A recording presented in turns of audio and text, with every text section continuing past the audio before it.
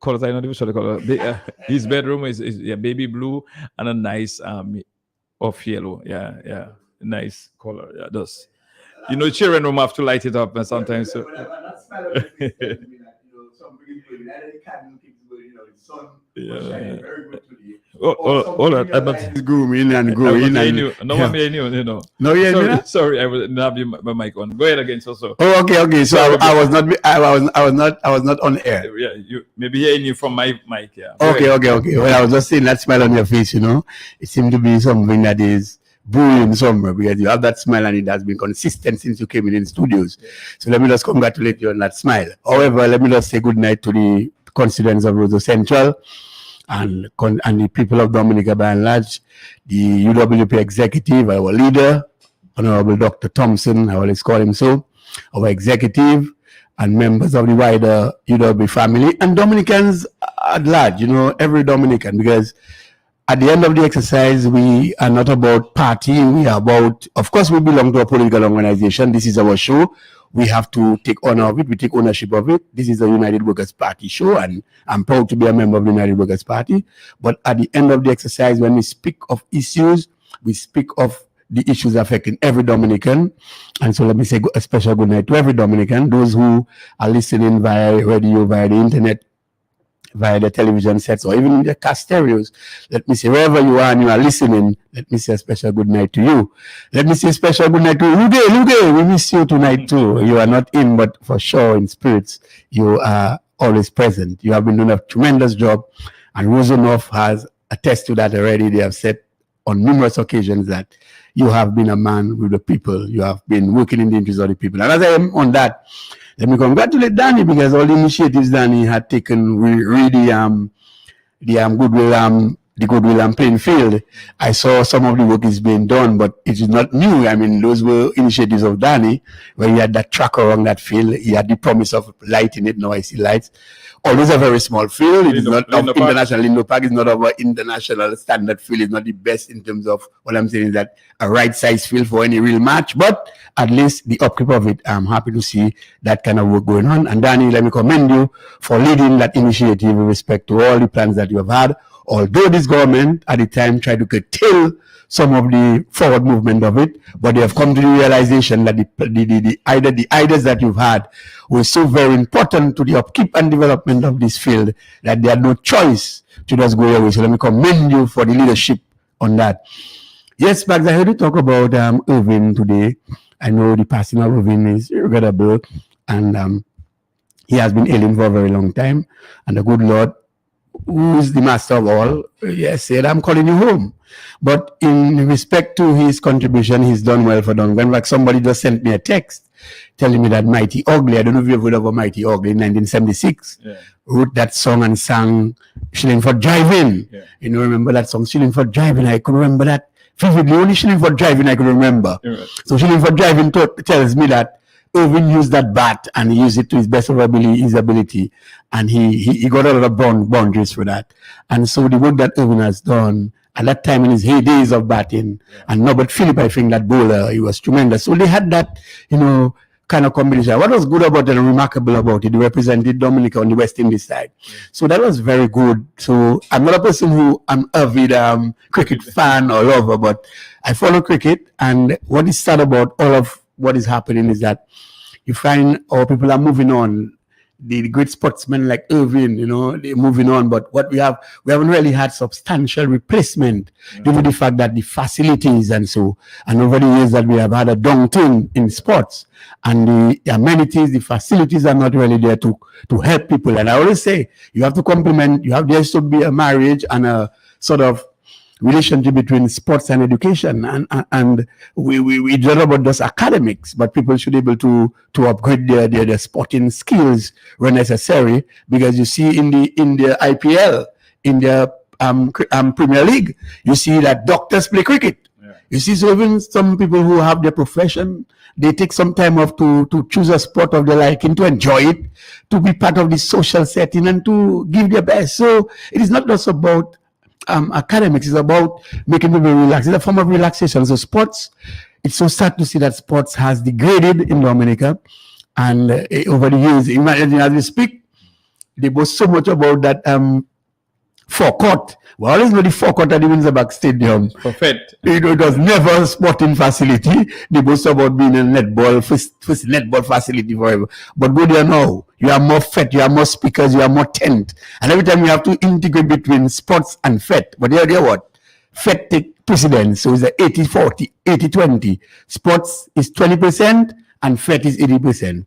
So, Mr. Government, get your act in order, get the people back, get the young people back to their sporting disciplines, let them choose a sport of their own so that they can develop themselves professionally and probably make a living out of it. So, it's sad to see what we've reached. So I just want to extend on behalf of the United Workers' Party, condolences on behalf of the party to Irvin Shillingford's family.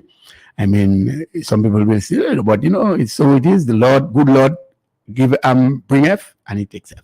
Yeah. So that's where we're at. Yes, so as we're doing at one time, as we just to move on from the sport, we just want to also congratulate Alec Athanas as being the new captain of the Windward Volcanoes.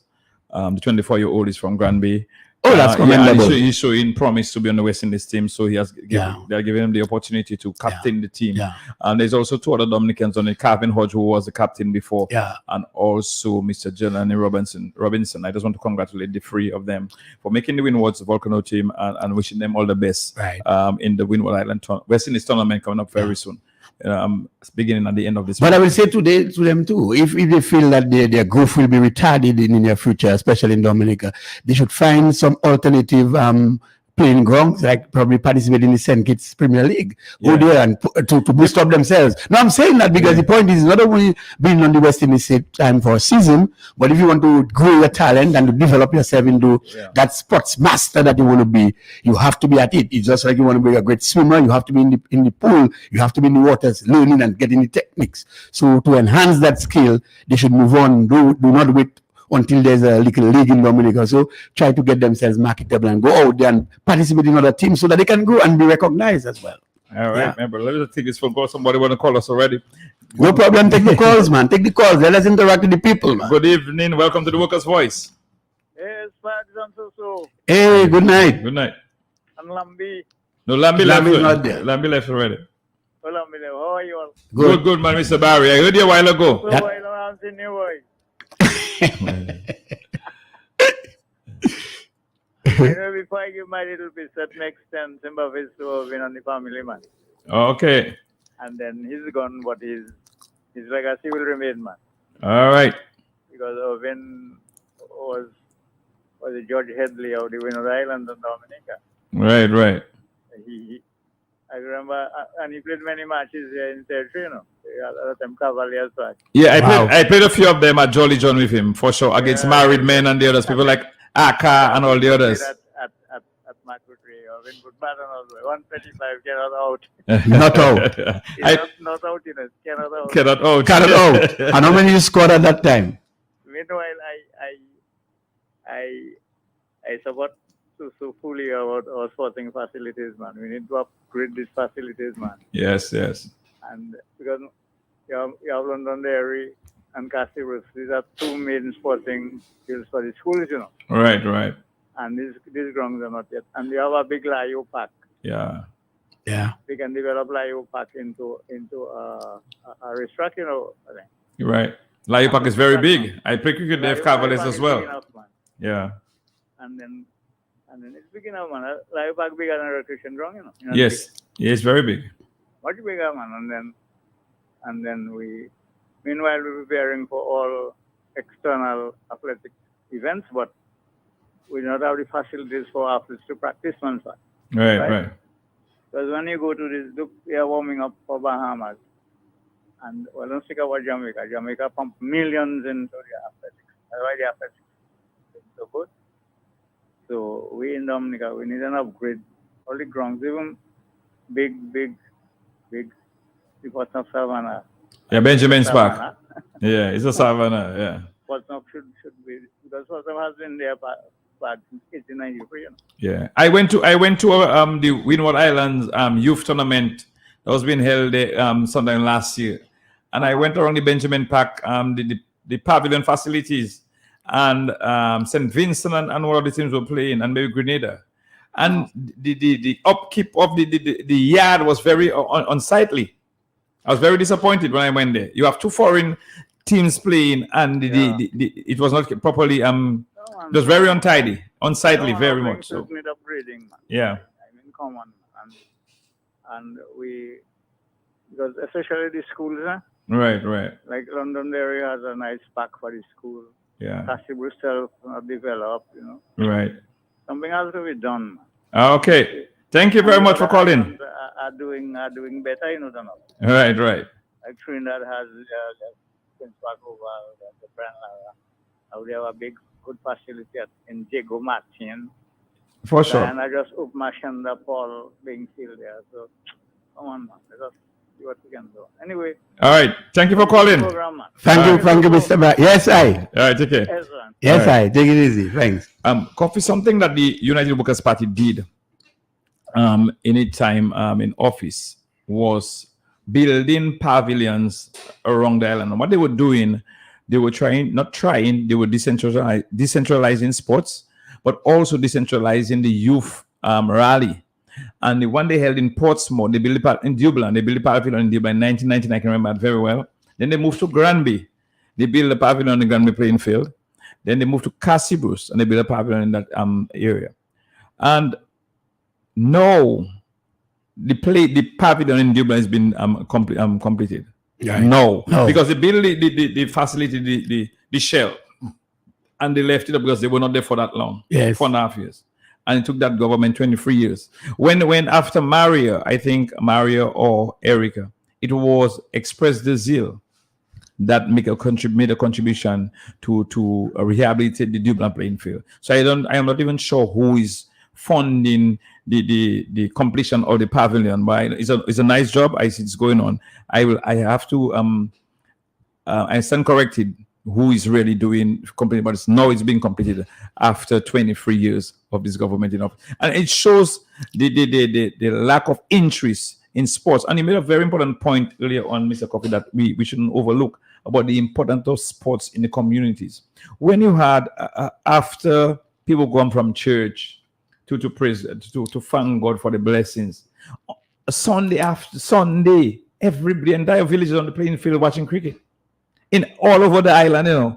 So we had two teams. You had Top Ranking, who was from lower part of Salisbury, and Terrors from upper part of Salisbury, and the type of excitement you had on the playing field. When you had the West Coast Cricket League with teams from as far as St. Joseph, with Somerset, to Dublin with Pelicans, and you had Corley, you had Stonebridge, you had Monmouth had a team, Salisbury at Terrace on Top Rank, as I said, Miro even had a team in the league as well. And you had cricket along the West Coast. So you had that community engagement, community togetherness, everybody socializing together, and we building community together, everybody looking out for each other. Children would be there playing after the games.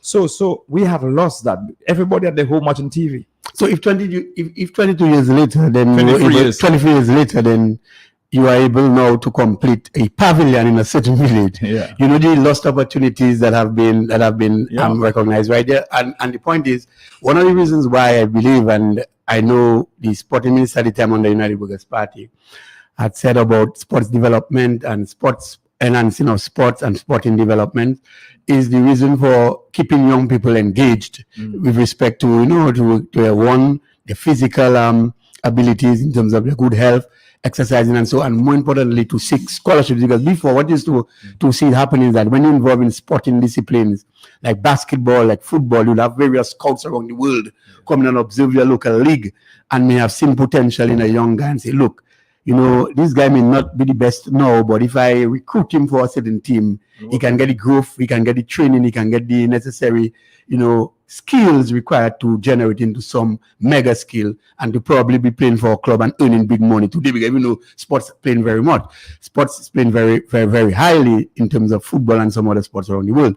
So importantly, the United Workers Party recognized that endeavor. And again, before we had more sports scholarship being given. So young people were more enthusiastic in participating in sports because they know, well, there's a possibility that I could be selected based on my performance in whatever discipline that he or she undertook. So at that time, we United Workers Party saw the relevance of enhancing sports and sporting facilities around the island. And it's so sad that today, after 23 years, that we have not seen it. You know how many sports commentators we could have had? Umpires we could have had. You know how many referees we could have had. So look at the whole ball game and look at the rippling effect. Look at the domino effect in terms of growing people and their skills and participating in different areas of sport. Because sport is not only participating in sport itself, but you could be a commentator, you could be a mediator with respect to being a referee. Look at boxing, perhaps all that gone. In fact, I can remember in Roseau clearly, we had street leagues, one street. One street, I remember River Street had two teams, Lower River Street and Upper River Street. I remember Hillsborough Street had two teams, Lower River Street, Lower Hillsborough Street and Upper Hillsborough Street. What about Tokers, Lower Hillsborough Street? Combine fellas from River Street and probably someone Upper Lane. And that Upper River, Hillsborough Street, the Blue Stars. Yeah. Remember football teams? James Central. Yeah. You had Green Sleeve now right on Kennedy Avenue. You had a lot of other teams, and you could see the rapport, you could see the people build relationship, and idle time was not. Let me tell you something. Idle time was a no during this time because people had something to do. I mean, even if you were not playing sports professionally, but once you are involved in doing something in a sportish way, then you check in, boy, wow, I'm feeling important because the man said, boy, you dribble that ball good. And it builds up your capacity to be disciplined. It builds you up to have respect for others, because when a guy falls down, you pick him up, you say, look, sorry, you tackle him too hard, you say sorry. So that develop that kind of respect. Today, people play the league sport, you earn more cursing. Yeah. You earn more, pass the F ball, pass it this. No, that's not sports, my brother. If we play and again friendly games, let us try to enhance the sport. Respect to building up young people, make them learn at school, and let them recognize the importance of physical education. There could be a phys ed teacher, physical education teacher in any of the schools, not necessarily in Dominica, but outside. So help young people build their skills. There's so much to benefit from sports, not only does actively playing the sport itself, but actually doing certain areas so that you can help others. Sports administration. So here you come. So if you're in sports administration, you can help build policies. You can help build up, programs, and you can help build up programs that you can attract funding to enhance young people to at least start from the various schools and to develop the various academies, and not just the academies that you see over the time there. I want to commend the efforts of those that do it, but we should have that island-wide, and where we should have even competition among the young people, even at an early age. And so let them feel in competition mode so that we can enhance and to get that going so that young people can find the right place in sports. Hello, good evening. Welcome to the Workers' Voice. Good evening, sir. Yeah. If under your reference, if you have a man that do not like love construction, heading construction, what results you going to get out of it? I get your point already. Zero. So if this administration over the 20 years they've been existing, they have never had a sports minister that loves sport. Right. They only shock somebody in medical student, never play no sport. They don't have no love for sport. So what they expect to get out of that? They expect to get nothing out of that. That's true. Previous administration, everybody that was in sports, they loved sports. So everybody, the education minister loved education. The health minister loved health. The finance minister loved finance. But we just see throughout that administration, they just take people who have no experience, who have no love for what they're doing. They just put them there because they're working. So we don't expect to get no result out of that. Yeah. Okay. My friend, one of the best cricket league that ever passed in Dominica was the Harrison Cricket League. Right. And we could, every Sunday, it was a pleasure to be on the playing field, sit down on the sideline and watch those great fellas like Harris Thomas from Tivo, Alvin O'Brien, Edison Thomas, those great fellas there. You sit down and you pay attention. It's a joy on a Sunday to go down on the playing field, either football or cricket. That's true. So that deteriorates over here. We haven't got that. There's nothing into it. Tibo had one of the best playing fields in Dominica. It's just empty. One of the best playing fields, and we had the Prime Minister from Tibo. What we get out of it? Vilcans had a playing field, Penville had a playing field, the first Kerry. What become out of that? Vilcans had a basketball court. What become out of that? Nothing. So those people that there, they have no passion for what they're doing. They just there because they want to get rich. So we don't expect to get no good result out of it. Very good point. So, yeah. Very good point. Thank you very much, caller, All right, for your no contribution. Yeah. Hello, good evening on the overseas line. Welcome to the Workers' Voice. Hi, how are you? Fine, Good, fine. good evening. Good evening. I'm just trying to let your co-worker tell him who will make him kick his first football of River Street Strikers.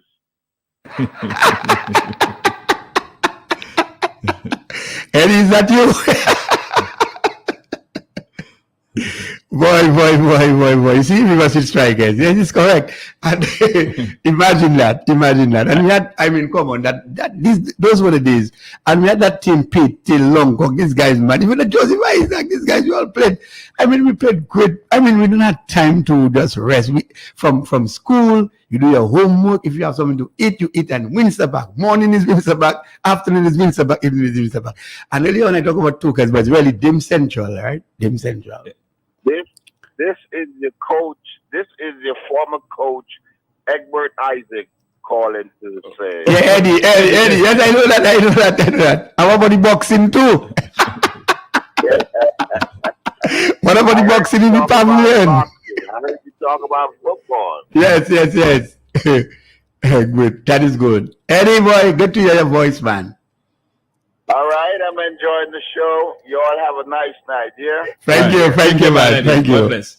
Hello, good evening. Welcome to the Workers' Voice. Good evening, gentlemen. How you all doing? Good evening. Hey, Blue. You played sports, Blue? I play sports. Yes. Yes, Botanical Gardens. with orange and tangerine. Well, gentlemen, on behalf of my husband and myself, we just like to offer our condolences to the little master, Irvin Shillingford and his family. Thank you, Blue. I came down about an hour and a half from Wesley, where we put Moya, Yes. Kelvin, Thomas Kitten. to rest. Yes. Oh, great. Oh, he had a beautiful send-off. Yes. Very good. I don't Oh know. yeah, it was good. All right. I didn't expect that turnout that was up there. People from Roseau, we had 3 buses. Woo! The workers had 2, and other buses and other people, private vehicles. And I saw people up there from Roseau. I said, wow. I Nice. didn't expect to see all these people up there from Roseau. Nobody. He was everybody's friend, and he was helping out everybody in the market. Just helping out everybody Yeah. with the load and everything. He was that he had to go all the way from Grand Bay. All right. That was up there tonight. So we left up there maybe around after 6. Yeah, that's the reason I didn't go up Yeah. there. I just had to be here tonight. When we came down, so everything went up nice. So I must say, so good. And you see the father, the boy's father, the boy, he walking in for a postal thing. No, I know the father. I know the father very well. Very well. Him and his father is the same thing. Yeah. But his father was in Canada living, so his father have his stylistic ways about it, but keep himself. Yeah, the bongs, yes. Hey, look. Anyway, everything went well. Have a good night, gentlemen. I'm listening. Yes, good All right. night to you. Good evening for calling. Let us say good evening to each and every one of you. Don't forget, tomorrow we continue with the raffle for the Mazda Demio in front of the Prevost Cinema from 8 o'clock. Check us there.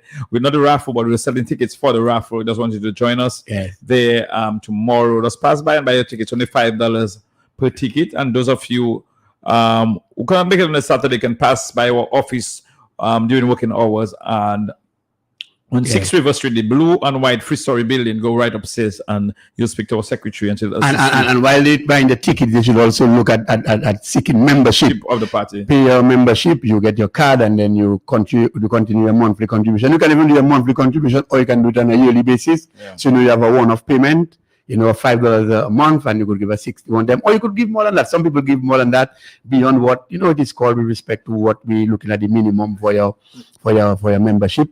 So continue to support the party. Your proceeds and your contributions are going a long way with respect to running the administration of the party and doing what is necessary on your behalf. So we ask God to bless, we ask God to the good Lord to bless your finances, and so come out and to support the United Workers Party in all means, in all ways. Remember that Mazda them you are with you. Get your tickets, and not just buy one ticket. I mean, come on, you can buy 10, 15, 20 Just tickets. $5. Just $5 for one. You're going to buy a book. Good evening. Welcome to the Workers' Voice. Hello. Good evening. Good evening. Hello. Good evening. Welcome to the Workers' Voice. Good night, good night. Good night. Good night. I just came in I was in the funeral. Oh, that's good. All That right. was great.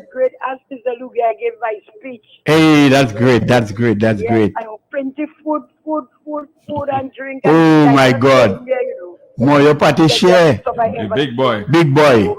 There. Yes. All right. And there was things, and everything was quiet.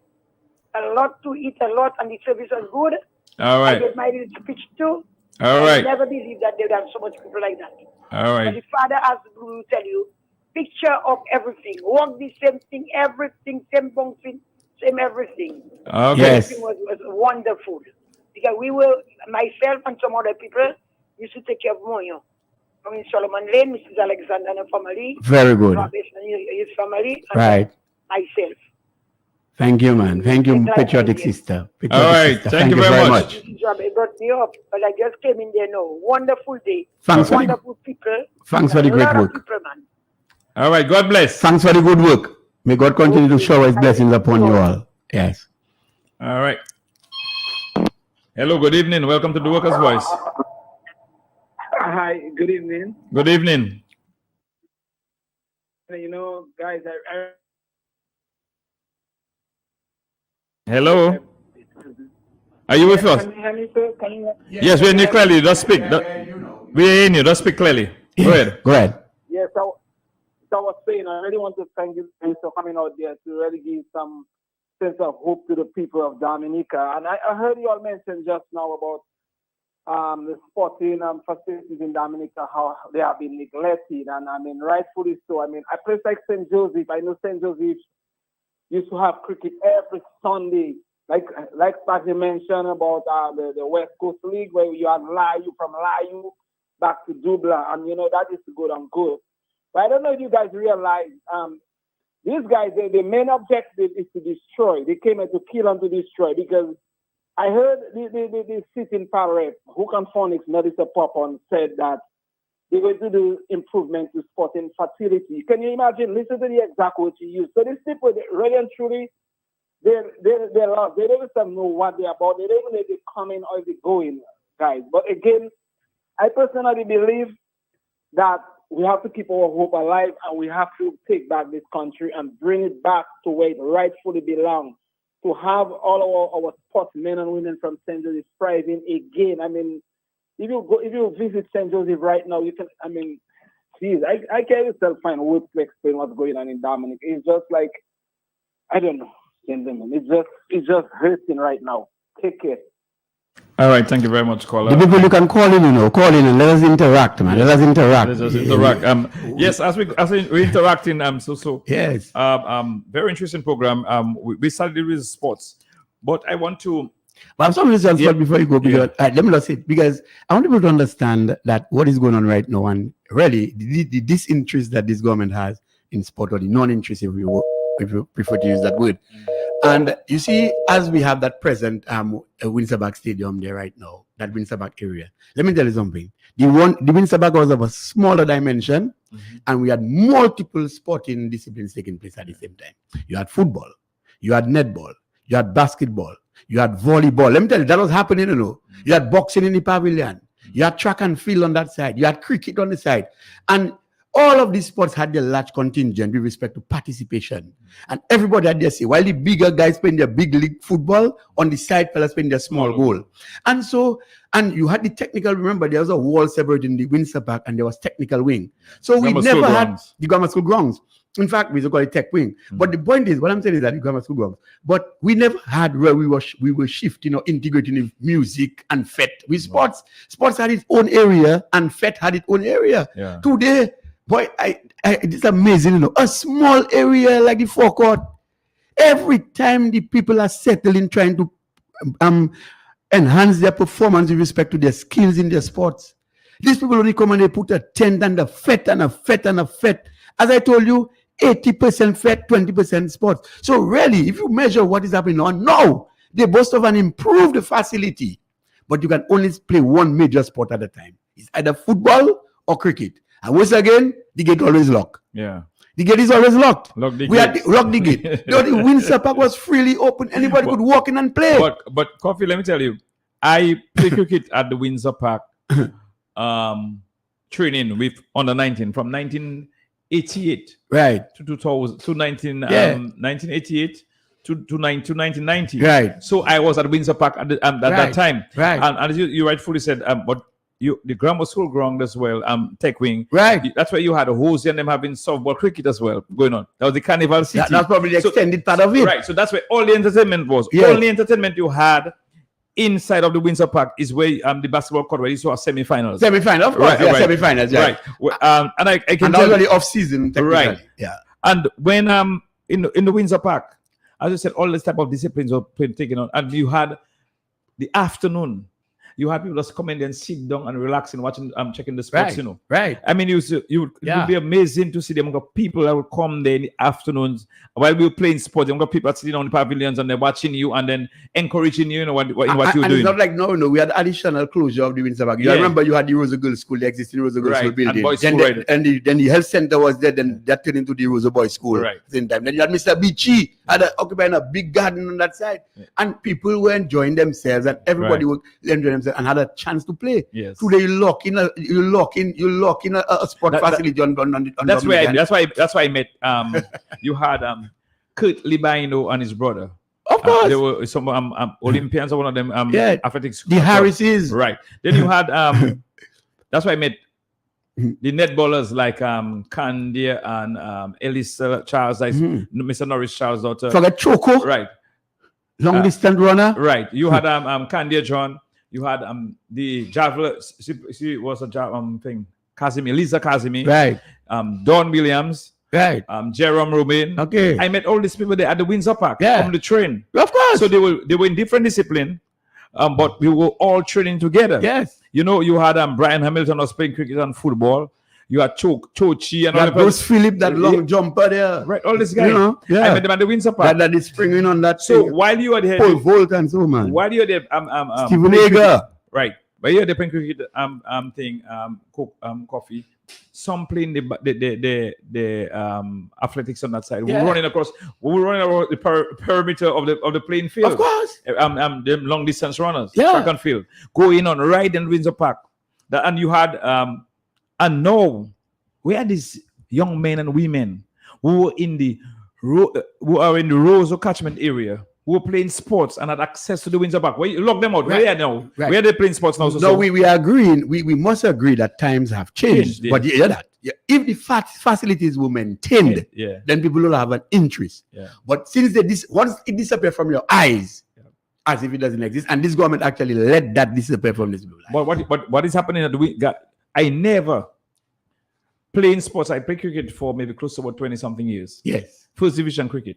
Yeah. And I've never seen that level of football being played in the Botanical Gardens.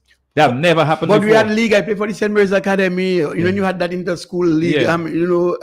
Inter-school thing. Yeah. You had the Rose Grammar School, the St. Mary's Academy. Then you had the college playing. Then That you was had the community high school. You had the different school leagues. But you had to play that in Windsor Park. You had to play that in Windsor Ground. Park or Grammar School School ground. grounds. And you see, and that was it. Now the different sporting areas like the SMA grounds, you had the basketball facility there. They would play. We had the whole league, school league. You know, different Grammar houses, School, like right, houses. in front of Grammar Grammar School, School have theirs, and those the winner of the different schools would meet together in a setting and compete. Where is all that? But look at the worst of it. After you boast of building a Dominica State College, look at the state of the Dominica State College. And How those somebody could have said they have foresight and a new way of thinking, a new vision, and no sporting facility, not even a table tennis. Leave that in place, yeah. Leave that in place. No, but I mean, that's hello, a good joke. evening. Welcome to the Workers' That's Voice. a joke, man. That's Hello, a good joke. evening. People call in. Good evening. Good evening. while talking about cricket, football, don't forget Rounders. Eh? Oh, no. but I forgot that. Every Sunday, Right. women all over the country play Rounders. Right. Yes, thank you for that. Okay. All right. you for Thank that. and you know another contribute value that Wranglers add is that when the men were playing cricket, the women would be on the side being the local Wranglers. Yes, So they would bring their children. Of everybody course. People would bring their basket. Yeah. Their lunch basket. We'd bring their family out. occasionally what you'll find is that the Dominican Athletics Association will have, let's say, a 10K run in. Yeah. A 10K you run, you come, you participate in the road, a street run. Yeah. Then you demarcate certain area of roads or certain outside of the skirts, and then you run and you get a prize. And that is people used to look forward to that, even if not in competitive mode, Yeah. but they used to at least participate, and it used to look good. You know, today we're not even seeing that. The marathon we have is who sell the most passports. Yes, you're listening to the Workers' Voice in the house with me, Mr. Glenn Rice, also coming from Roseau Central Constituency. My name is Hector Sparks John. We are just discussing some issues. Early on, we had the passing of Mr. Irvin Schilling, for the late great cricketer who passed away. And just one earlier on, you were hearing the discussion was more or less surrounding the wrong name, surrounding him in terms of people speaking about their experiences and expressing sympathies. But we on Workers' Voice, we're talking about our sporting facilities, but we wanted to get move on from sports a bit and move to an area that Mr. Coffee can explain a lot for us. Let us go to Emsall and Paradise Valley, and Bath Estate, your area. Mhm. What transpired in 2015 on the Tropical Storm Erica and 2017 on the Maria in terms of the Bath Estate Bridge, that back bridge connecting to Emsall. And we heard the Prime Minister 2018 several times speaking about that bridge and putting that bridge. I want you to give us some insight about it, where we are, what is happening in that area, and also the deteriorated apartment building in Emsall. Right. I heard somebody from Emsall speaking about it, and they're very worried about the building. So just tell us, let's talk about the bridge, and we'll move to the building in a while. Yeah, first of all, in 2017, I think we experienced Storm Erica.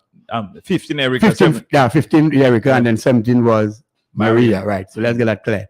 So Maria now was mainly associated with, Erica was mainly associated with water, with rain, Right. as opposed to Maria, which was a hurricane, category wind and a combination of wind and rain. So now, if I were to measure some of the damages of what we suffered, you notice that Maria, we had extensive damage. In fact, at the time that we lost the people's houses in Pidit 7 and so right. And then that is it. But interestingly, during that time, Hurricane Maria, I think we lost that bridge, and there was a promise that bridge would have been rebuilt. Although some people felt, that it should not be built or rebuilt in the same area, should have been rebuilt in another area. And in fact, I was in Emsall some time ago, and I was at a certain point where I could see a street alignment from where I was to the Goodwill Road. And right away to my mind, I thought, well, if at all we have engineers who are really scouting the area and doing proper assessment and evaluation of what they ought to have carried out, then I believe they would have seen that nice, focus in that area and many other areas, even higher up, where you have that area they call that higher up area. You could go across by Silver Lake area. Yeah. Probably all that could be looked into in terms of getting, because the higher you go with the bridge, it will be better. Right. Because where the bridge was actually in Bath Estate connecting to Emsall, it was really at a low point. Right. And at any time, based on a number of locks coming on, once you have the overflow of the river with its banks, then you'd have that possibility of, blockage and diversion of water. I've always said before, it may not be the government's fault that those houses were erected without having a river retaining wall, because the construction was done and it wasn't obvious, or it wasn't at least seen as if that was going to be destruction later. Right. But knowing that is happening now, they should have done something to curtail it. However, during the time, the Prime Minister came in the area at the time, and he talked about, in fact, he had declared 4 areas of Dominica as national disasters. Well, 9, I remember. Paradise Valley. When we speak to Paradise Valley, where the question was specifically directed at Paradise Valley. So I don't get into confusion with what was called or what wasn't called. So then I know for sure Paradise Valley was one of the communities earmarked as designed and designated as a disaster area, and anywhere in the world an area is declared a disaster area, then much attention would have been placed on that area. And from this time on, we have not actually seen any real development.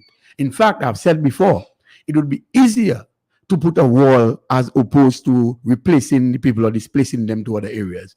First of all, the comfort of the people, they're accustomed with the Roseau area, and I don't think they were going to get that kind of convenience and living, appetite that they have for the area they have.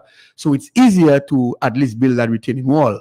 However, and we must put in mind that we may not be able to prevent flooding, because once water rises, then there's a possibility of flood. But at least you could curtail undermining. Once you have a wall, you can curtail undermining. And what is the threat right now is the undermining of the soil and the houses. That is the main threat. So if you have a river defense wall, then the undermining would be curtailed, irrespective to you have flooding or not. So far, nothing has happened so far with that. And I cannot understand, with all of the monies, the inflow of money coming after Hurricane Maria, the support of the international world, where some countries went to their parliament and approved funding for Dominica, and Dominica got substantial help, respected to the resounding response from the international community, and we have not seen the help, at least the resources being directed where they were so deserved, including the Paradise Valley area. And so the people of Bava State continue to struggle for that thing. In fact, even most of the people who were placed in after Maria, most families were displaced. Most of them who were now put into temporary housing at Emsall, they are poor people. Some of them do not have vehicles, and they have to make the big wrong. Sometimes vehicles is not on the road, buses are not on the road. They are tired, they have their children, they have to go home, they have to cook, they have to prepare hostel go, and probably Bava State was a shortcut for them. And so we need alternative exit. Should that, and that Emsall Cliff itself is not really the best. So there's a threat. Some people they have concerns about the collapse of that anytime, because from time to time you have what they call erosion due to the fact that you have undermining and loose terrain and loose stones and so. So we need alternative exit in case something happens with the Emsall main route right now. Oh, and as for the apartment, I have said before, and we have seen many of our construction work that have been conducted by persons with experience, like the Boyds and a lot of persons who have been in the construction sector, Mr. Egbert Charles and many others who I can call, but I don't want to get into calling names. All I know is that Dominica is filled of expertise in respect to construction. We have new guys on the block. We have so many new guys who are now trained. They have both the academics and the practical, and they have the equipment. Some of them may not have the resources.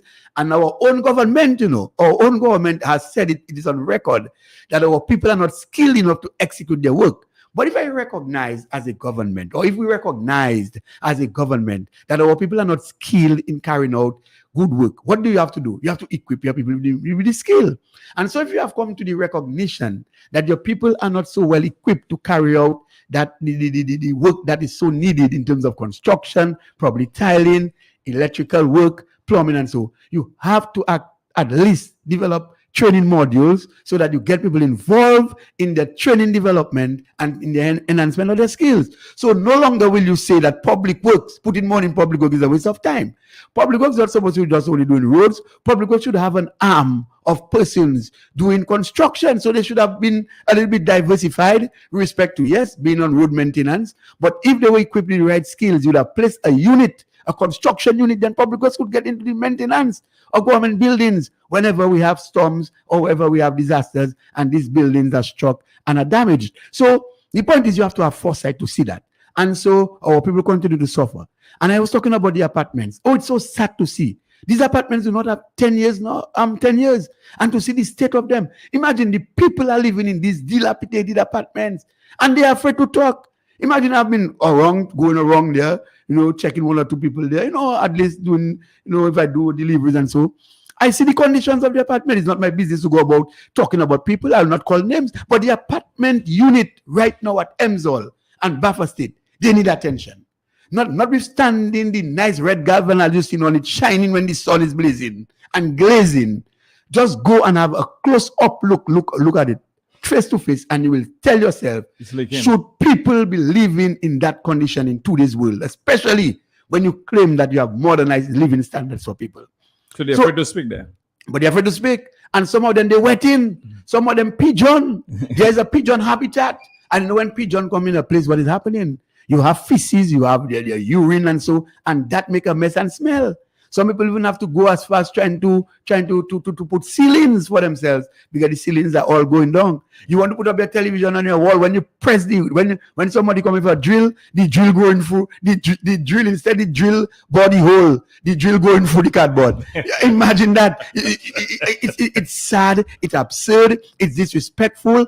And the other thing is that, Spags, if somebody is giving you food and the food is salty, we're not even saying that you're experiencing hypertension or you're not hypertensive. We're not in that. We are just saying that the food is salty. Spags, if I'm giving you food and the food is salty, from time to time you will not tell me the food is salty. Even if I was the one giving you food, of course you will tell me that because it'll kill you. The people, although you got an apartment, if you had gotten that apartment and you had owned this apartment, today you'd have taken it and you'd repair your apartment. Even this apartment now is given to these people at $1. They will not buy it. Some of them do not have a choice, so they will be in it. I'm telling you, it is not good for these people. And it's so sad these apartments do not have 10 years, and look at the state of them. When you compare that to some of the buildings that have withstood Hurricane Category 5 storm, hurricanes in Dominica, by those built by Dominicans, you must applaud the Dominican people. And I've always said, if our passports money now, if we can make excuses now for our own passport money to export that money overseas and not empower people with it, what are we talking about? We are not ready yet. Because too often we have heard people say, well, we got a donation from overseas and the people give us condition to spend their money. Now we're talking about our money.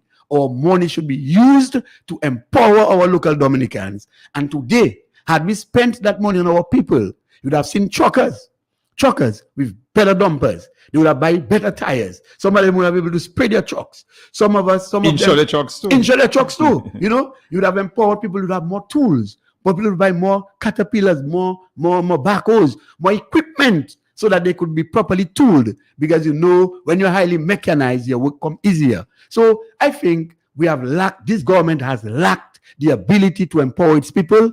And to me, they should not even talk about empowerment anymore because they are failed in that respect. And it's not now we're going to have a booming construction industry as we have had in past years because Dominicans have not benefited from it. And it's so sad that we have reached that stage. A place like Paradise Valley has not gotten the kind of attention it so deserves.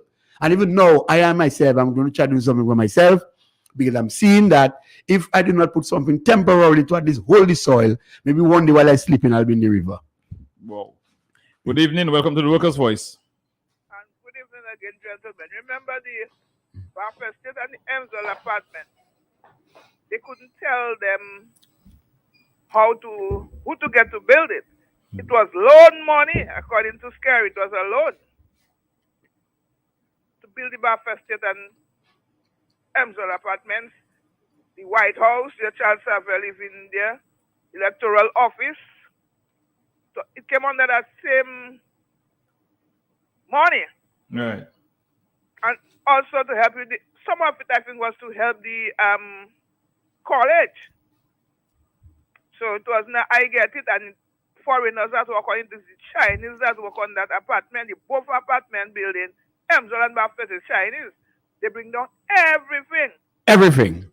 The flooring of the apartments are not concrete. Some kind of metal.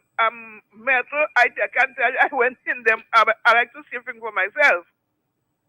Some kind of flooring they gave them some kind of metal, and they put some kind of light shitting concrete like thing on top of it. But it's nothing to do with heavy concrete because the building couldn't withstand that because the buildings are kind of like a truck. When you cough it, it has bursting a hole for you. Yeah, I took pieces of it and I bring out home like. When you throw it down, it was just breaking. So when they were building it, especially at Emswell, I used to go inside there regularly to see how it was being done and how the interior and exterior was. So I can tell you exactly how it was. Something I observed, on the river wall and the bridge, that was since after Hurricane Dean. The first hurricane that came down there when Camilla John Baptist scared it. What necessitated you live in Dominica at the time of a disaster when you know we had an impending hurricane coming? Yes. I beg your pardon? What's his name? Vince. I beg you pardon. Scare it answer and say if he wasn't If you could Dominica, stop the hurricane. wouldn't come. I can never forget those words. Yes, good. Carrot and Ambrose just stood up in the end of the road by media. So you know my area, Sprags, you know, right in the end of the road. Carrot had a red and white plaid shirt on him. I can see him now. He and Ambrose George. And right away, like the Calypsonian, that could see the man coming around the corner and he make a suit for him. And he could tell the size of the suit. But the same thing Carrot and Ambrose George did. Sign up right in the corner there and said, the bridge going to cost $6 million, and then we have to put a wall. Have a blessed night, people. And it's back, just to make the point, you know, I agree to the apartment buildings in terms of the apartment complexes, because, you know, around Roseau now you have limited land space. Right. And so the best use of your land is to do high-rise building to get space, but not that kind of quality. Yeah. Not that poor quality. Not that poor And quality. you can look in Roseau, in the urban and suburban areas, but in the countryside as well is a waste of time. It's a waste of time. I was having a discussion with a young lady, and that told me that some of the buildings really deteriorating fast. Oh. And what we were saying is that if you say that is what they said, that one of the apartment complexes, the apartment building, one unit costs about 200 and something thousand. That's what he said. But there are some people in the countryside who have their own land. The house is destroyed. Why not give them a loan for $100,000 for no interest? They go to the bank, get a loan, maybe get that to them as a collateral, that $100,000, and they build a house, even though it's a single bedroom or a 2-bedroom, and they can expand or whatever the house as time goes on, and they have the title. Another issue that you have, somebody in an apartment building, they have 2 children. These children get big and you have only 2 rooms. Right. How are they going to expand this? Right. And you have those children, 7 and maybe 10. Yeah. And are you going to put them outside? You have to give them the individual rooms. And we have to look at that thing. Let us look at that thing, at that arrangement very objectively. Yeah. I mean, there are some people who deserve the apartment free of charge. There are some who deserve it free of charge. And if proper assessments were done, just take out the politics factor, because we know for sure the reason why some got is political factor. And so they don't care. And when you look at the apartment, some people with some nice right, if you cannot afford rent or thing, you're not supposed to justify to me that you have the best right. And I'm not against you trying to improve yourself. Right. It's just that when you go by the apartment, it's kind of nice transport you see. You're saying, well, no, that must be a middle class person, and that person should have had at least the energy to work and to pay for apartment. At least for those who could pay, if you had done proper assessment, you could have picked up at least a little $400 to $600 from those who can afford. And just to keep the maintenance, even security would be important, to fence up the place and have security, the upkeep of the yard, the repainting, the replenishment of certain things, and even the maintenance factor, so that the people who are contributing to the fund, as you call that a revolving fund, that money would have gone into that pool. And so when the apartment starting to face deterioration or needs repair, then that same money would have been helpful in terms of restoring proper condition for the people. And so in the absence of that, the government is trimmed. All the burden is on the government. Imagine you also refuse to put a lock on a door, because why? I mean, some will say, but the government give you a house already, why do you put a lock that falling down? No.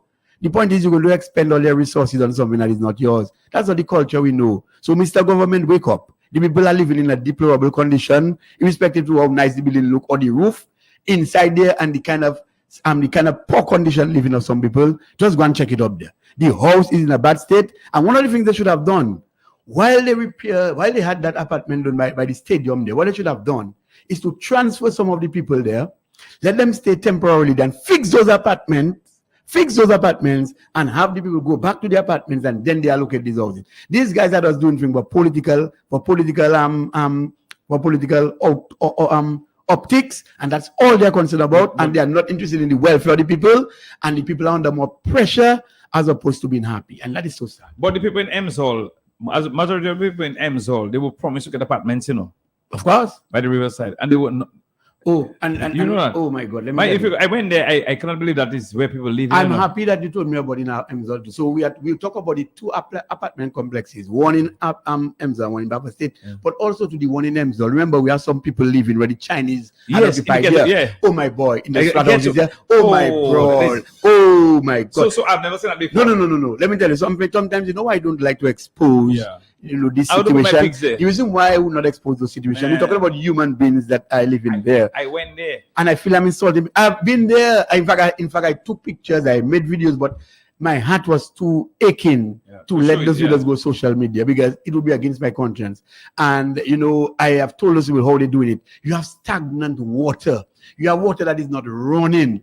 And during, you imagine that, you can have mosquito infestation and Like- children living in that. These are people they These houses have mold. These houses have mold. Some of these Elderly, sidings, they are man. gone. The ply. Remember the bathroom were made out of plywood, you know. Yeah. I mean, come on. And these people were promised that some would have gone to that apartment to better It's their a living sad note. standards. Very, very Because sad, these man. were those were the ones who actually suffered the pain of Maria, you know. They were living by the river. Where the new apartment building is right now, by the stadium. Those who were transferred to Emsal, they were there first, you know, in all the shit, in the poo-poo. We had to say how it was. Yeah. The poo-poo, you know, and all this end. And you pack them on a side. The first plywood houses they built there for them temporary building. Yes, man. Yes. Yes. The Prime Minister came up there, told the people that, you know, told the people, no, you all have first priority. First priority. But so you made a point earlier on about But this is bad. the areas that were And the World Health Organization should be informed about that situation. no, I mean I went there one time. Somebody asked me to drop them, then I went there. And I was when I dropped the lady there, I was in she told me come inside and watch the area.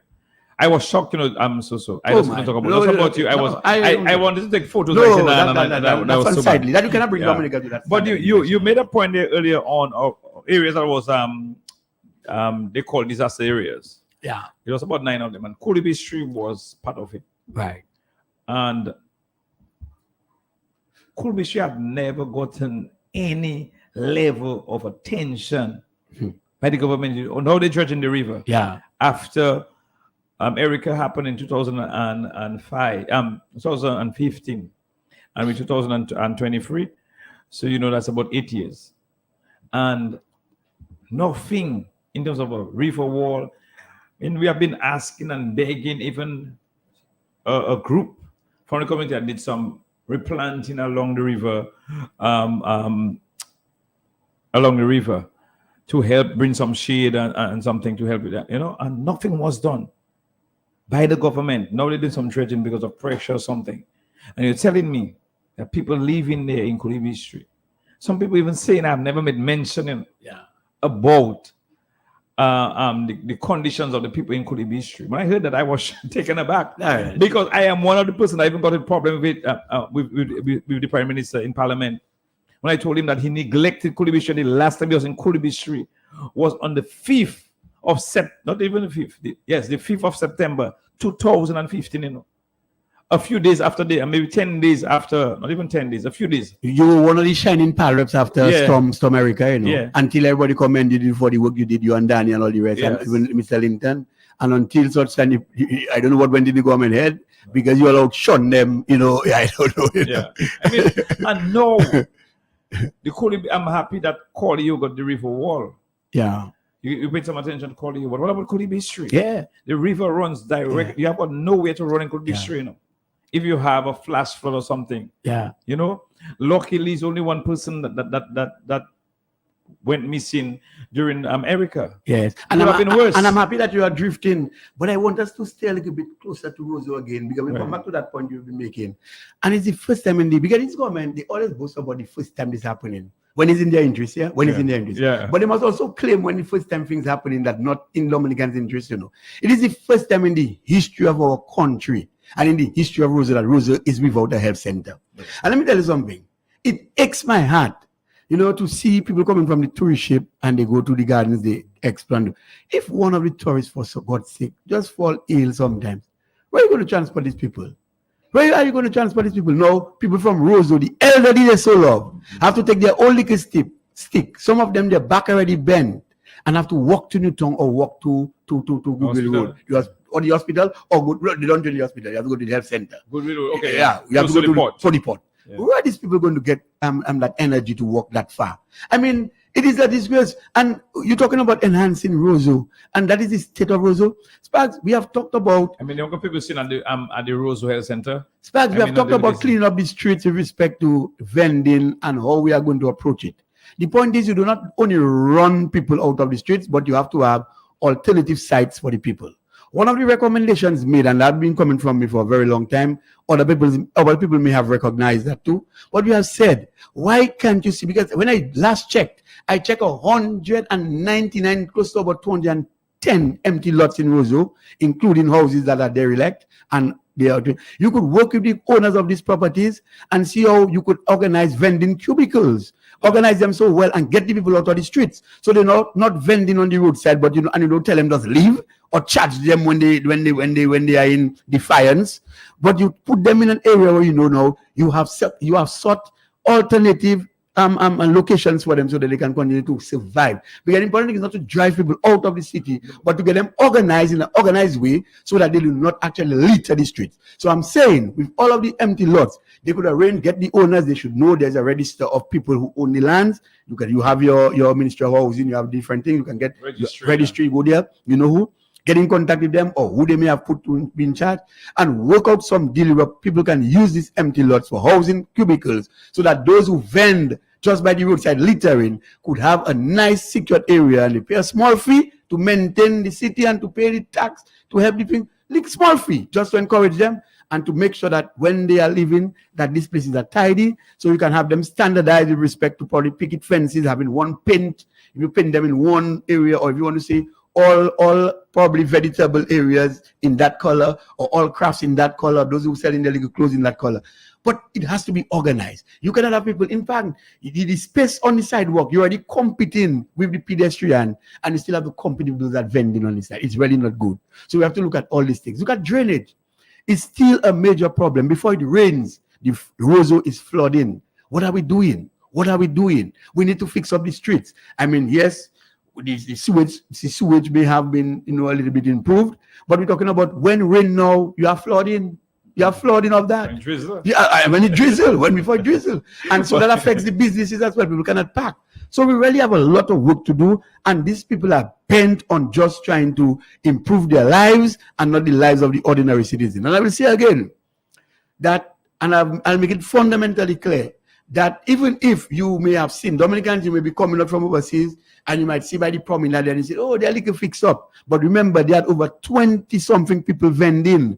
Right now, you have only 10 areas offered, and none of the people who were vending there prior to the erection of that new facility there, none of them were offered the chance to come back to safety. So you have 20 people out of employment, and they put a new 10. You did not employ anybody. You have a negative of 10. Yes, so you're listening to the Workers' Voice, and also me, Mr. Glenroy Coffey from the Roseau Central constituency. And we're discussing those current issues. Current issues, yes, man. And, this is important. Somebody reminded me, let me just remind you that we have the raffle sales of ticket for July 3, 2023. We'll be raffling a Mazda Demio as a first prize. Second prize will be a flat screen TV. And the third prize will be a rice cooker. So you can join us tomorrow in front of the previous cinema mall to get your ticket. Somebody just reminded me that we also had Donkey Derby at the Windsor Stadium.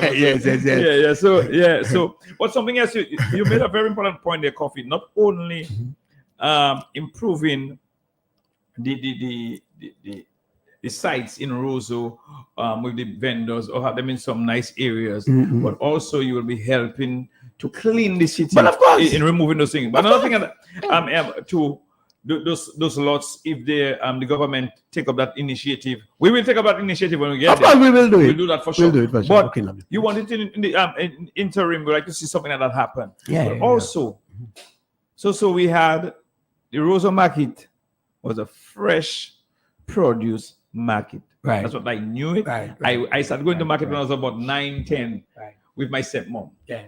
And I knew it as a fresh produce market. Yeah. What has happened to the market? I see that day in the market, the market is now competing with the supermarkets and the mom and pop shops. But it's dry goods being sold in the market right now, and the fresh produce are on the streets on vehicles. Right. That is a serious I problem. was born and raised in Roseau. Yeah. I had my little cat, my Boswell cat, you know. Pushing. Pushing, you know, making my money, going by the market, where they used to sell the coal lower down there. Yeah. When people have to carry their coal, I used to carry my coal for my little 50 cents and 25 cents, you know. Yeah. So commerce, although I was a very poor guy, but commerce was introduced to me very early and understand how you have to make money. Right. And no wonder I've become a trucker now, and Right. a certified trucker, I can say, because I'm proud to be one. Yes. But yeah, my point. So the Roseau market, let's go to that Roseau market, and then we'll drift to the gardens because I am really perturbed by some of what I'm seeing happen in the gardens, and that has to stop. And I forgot to call mystery. Yeah, you go to Kuli History. I know you're going to talk about that because two of us now, we are here tonight. Yeah. Both of us, we are going to talk about We- our we areas. batting. We're batting tonight, and we'll have other persons come and bat on their constituencies. And hold on, we have to open the lines as well. 449-3095, 449-3096, 449-3097. Once And the again, people- WhatsApp message. Once the people call, we take the calls and I Yeah, stop we taking talking. calls, yes. Yeah, Yeah, the we taking interaction time. Interaction time. So let's go to the market. Yeah. Take that call. Yes, okay. Hello, good evening. Welcome to the Workers' Voice. We missed that call. Good. Hello, good evening. Welcome to the Workers' Voice. Oh, we missed that person. Go right ahead. So. Yes, and the Roseau market. You see, this government has been pussyfooting a long time. This government has claimed that the reason why the Roseau market is not being developed as it's supposed to have been is because that some plan was not given to them 10 years later when they were in government. And they also have a covering of the whole market. You hear that? Yeah. And one of the reasons given and I remember is that market day for difference, that they could not have done it because the plans took time. Yeah. If you are so serious as a government to get things done, who could deny you your plan to do what you have to do? So that's a no. That's a lie again. Check out, that's another one for you. That's a lie. So why they buy basin plans for some of the apartment buildings? Right, good. So let us go now to the Roseau market. So then, really, you come and you put in some nice little cubicles there. They look like they're nicely painted. They have nice, they are nice gates, and so they are now secure and so. But let me see the point. Most of the people who are in the market are vegetable farmers, and so vegetables don't sell. Everything doesn't sell the same day. Why don't you have some refrigeration facility to help the people so they can store their stuff, so they can produce fresh things for people? Mr. Government, you have to take into consideration the health of the people, and the health of the people is the wealth of your nation. So you must take that into consideration. And do you know people can get food poisoning if you have food being exposed to the elements over time? So the point is you are not thinking. You are doing work right, and it's what the eyes can see you all are concentrated on. The real importance and essence of development supposed to be in people's wealth, people's health, and people's well-being. Go to the market. All of the people have to still store their thing in hot areas and then bring it back out next day. Most of the produce that the people sell are fresh produce. How can you not have refrigeration system for them? That is a problem. But we'll get to the gardens and then we'll get to Kulibi Street.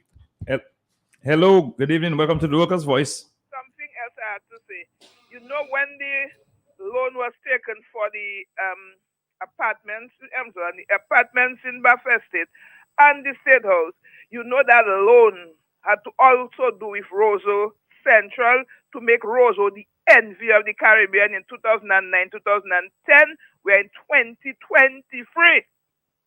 Yes? Part of that loan was supposed to go to enhance Roseau. What happened to Roseau?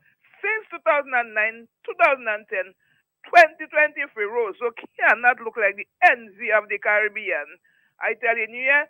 And another note, inside the market where people are supposed to be selling produce, the different areas, Haitian not overtake inside there, they become a flea market, they're calling it, selling clothes and grocery. Haitians are take that over. Bye-bye. All right, thank you very much. It's a serious problem we have if the Roseau market, and it needs to be addressed because you passing so sometimes you can hardly pass on that street going out to the bridge. Oh, you can. All right. Yeah. And I don't know issue you have there, the parking. Yeah. When KFC have the drive-through right there, you can even park there before you come then put down a load or even take a load. You can't do that. You know, so it's a serious concern that we have with the market. And you've seen a lot of our vendors have to go elsewhere to sell. And because as you see, Blue, like it's a flea market that's inside there. Yeah. When I went to the market in my time, it was just fresh produce market. Yeah. Yeah. And you have people selling rice and flour and beans and everything there right now, Yeah. and clothes and everything. You know, so and they are pushed out the fresh produce. So a lot of the people have to go get their vehicles and sell on the roadside. And as you on the whole idea of traffic congestion, because as you see, the parking thing is becoming a little bit more of a concern, because every month you have, sometimes I think you're getting that car boat coming in twice a month or probably once a month, but you average 40 cars, sometimes you have 60. And right now, I'm telling you, our country now literally with a lot of the used cars. And it's so sad, you know, if there were new cars, then we'd say then we have another lifeline of about another 10, 15 years. But most of the cars that are driven, like what me and you have, are those that came from, they have been used already. Yeah. And now we come on our shore, environmental thing hazard already. Yeah. No, we have to, Dominica is literally that. And the point is now we're getting all problems with them because they have been driven for miles in the other areas and so on and so on. So, notwithstanding that point, I believe too, with respect to the parking, a lot of private sector development work too. I feel the private sector should be incentivized in a way that some people who have big lots, own big lots in Roseau, they can even try to at least look to doing some temporary parking areas so that even if you have 100 lots, probably taking 10 cars, you know, there's 1,000 cars already that is out of the road. But that's just like for the short term. But the government really has to look into probably working in conjunction with the private sector to get an alternative site to ensure that we arrest the parking situation. And arresting the parking situation doesn't mean that you have to find parking for every car. No. You cannot find parking for every car. That is nonsense. You cannot do that. But the point is, you would have to restrict parking in the city, and you'd have to, but before you impose any measure to tax people for not using Roseau as a parking site, then you'd have to give them an alternative. If you give me an alternative, if I fail to attend to that alternative or to partake in the alternative that you give me, then you can impose the measures. That's how you do things. You treat people with decency. Okay, but we go into the gardens parks. Let me tell you something. I've not been to many places in the world, but for the few places I've been and the parks that I visit around the world, even in the Caribbean and some maybe in some American, Central America area, I know when you go to parks, it's a form of relaxation, my boy. When you go to relax in a park. You say, let me go to the park. You buy your food for the day. You have your plastic. You go take your family. If it's you and your wife or girlfriend, whoever, you and your loved one, a friend, you go to and you relax in the park. Dominica is the only botanic gardens I've seen anywhere I've been, and somebody can help me, I'm subject to correction, that when you go in that park, you hardly can relax. A set of noise, transport passing, kick, as well as a highway, carbon monoxide destroying the growth of the trees. That is why now you have more sunlight. You have more sunlight than shade in the gardens. I've spoken about ruralizing the garden, and I've spoken about, and many persons have concern with respect to parking in the garden. My friend does go on a working day, and I don't blame the people who park in the gardens, and I'm not against them because again there is no alternate form of parking. But at least, my brother, we can limit already. We're getting that pass by or pass by. We call that the pass by. So we agree with the facility from that pass by from Valley would go up into the gardens into Newtown. That's with us a straight off thing you will go. But even when the tourists come, the tourist people and the people who transport the tourists, they have to compete with vehicles that are already packed in the gardens. And it's like a carnival congestion. Notwithstanding you have diversion. Diversion is not helping the problem. Because some people are still parking in all sorts of ways and reducing the flow of vehicles. This is really sickening, and we have to get that gardens under proper management with respect to limiting parking, because it's really not conducive for relaxation. Everything now is the gardens. People have, the gardens must start serving its purpose, and people must find the enjoyment that they so deserve with the only nice little area we have reserved in Roseau to get it for people to come and to enjoy. So I think they must pay attention to the gardens, and the vehicular traffic and the heavy flow of traffic must be reduced immediately in the gardens. And even if the temporary parking, you should not have people park for more than an hour if they have to go and do something quick to come back, or try to do something to at least curtail or reduce the number of parking, because it's really not nice in that garden. All right, thank you. So, good evening to you listening to us. This is Q.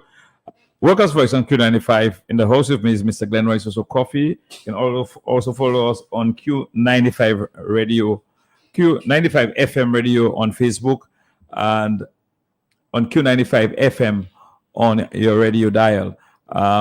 We are listening to the Workers Voice, as I said. Workers, Susu is in the house with me. Oh, yes. And don't forget to join us tomorrow for the raffle. Oh. The continuous sales of the raffle for that will be drawn on July 3rd, 2023. The first prize, a Mazda Demio. Second prize, a flat screen TV. And the third prize, a rice cooker. So join us tomorrow in front of River Cinema Mall. Sales of the ticket continue. And secure membership one time. And secure membership one time. There. But I'm so earlier on, I'm going to take this call. There was some calls are coming. You can also WhatsApp us at 265 Yeah, call people. 4334 265 4334. Send us a WhatsApp message. I just wanted to talk that Kulibi Street Yes, as well. yeah, you got good. Let's go back to Kulibi Street. Yes. Kulibi Street was number 2 in terms of the disaster area after Petit Savan. Right. And the neglect of Kulibi Street for the past 8 years. Yes.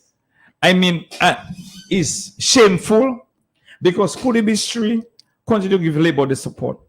I was taken aback in 2019 when no work was done by the Labour Party in Kulibi Street and they got all that votes.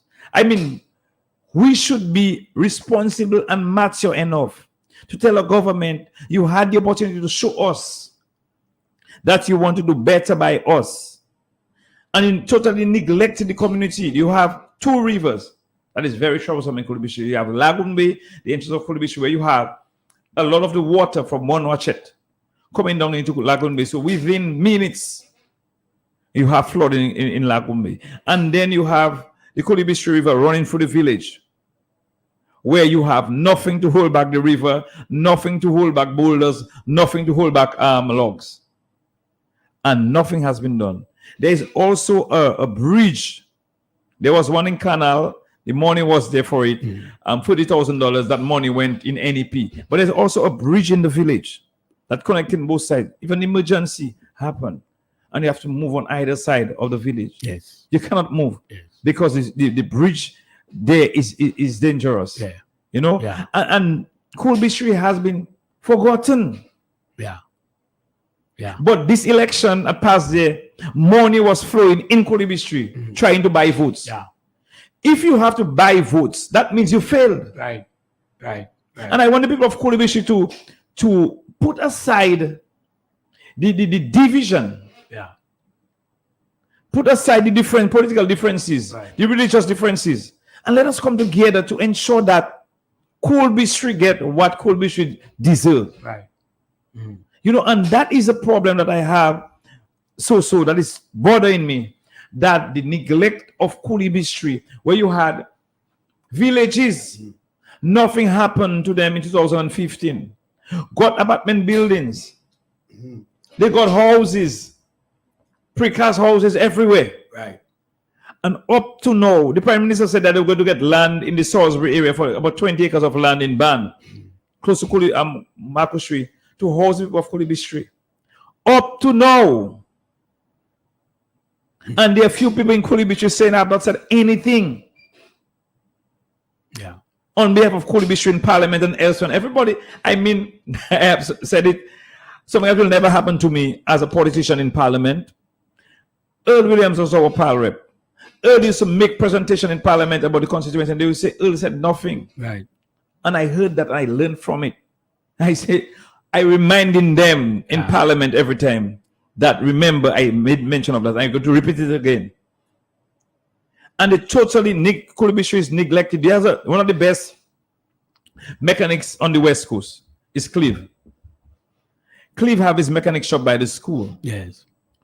And during the rainy season, Cleve have to move all the vehicles there. If you have 20 vehicles in his possession to repair, he have to carry them in higher grounds. To higher grounds because of flooding. Right. And people might lose their vehicles. He don't have the money to take insurance to cover everybody. That's right.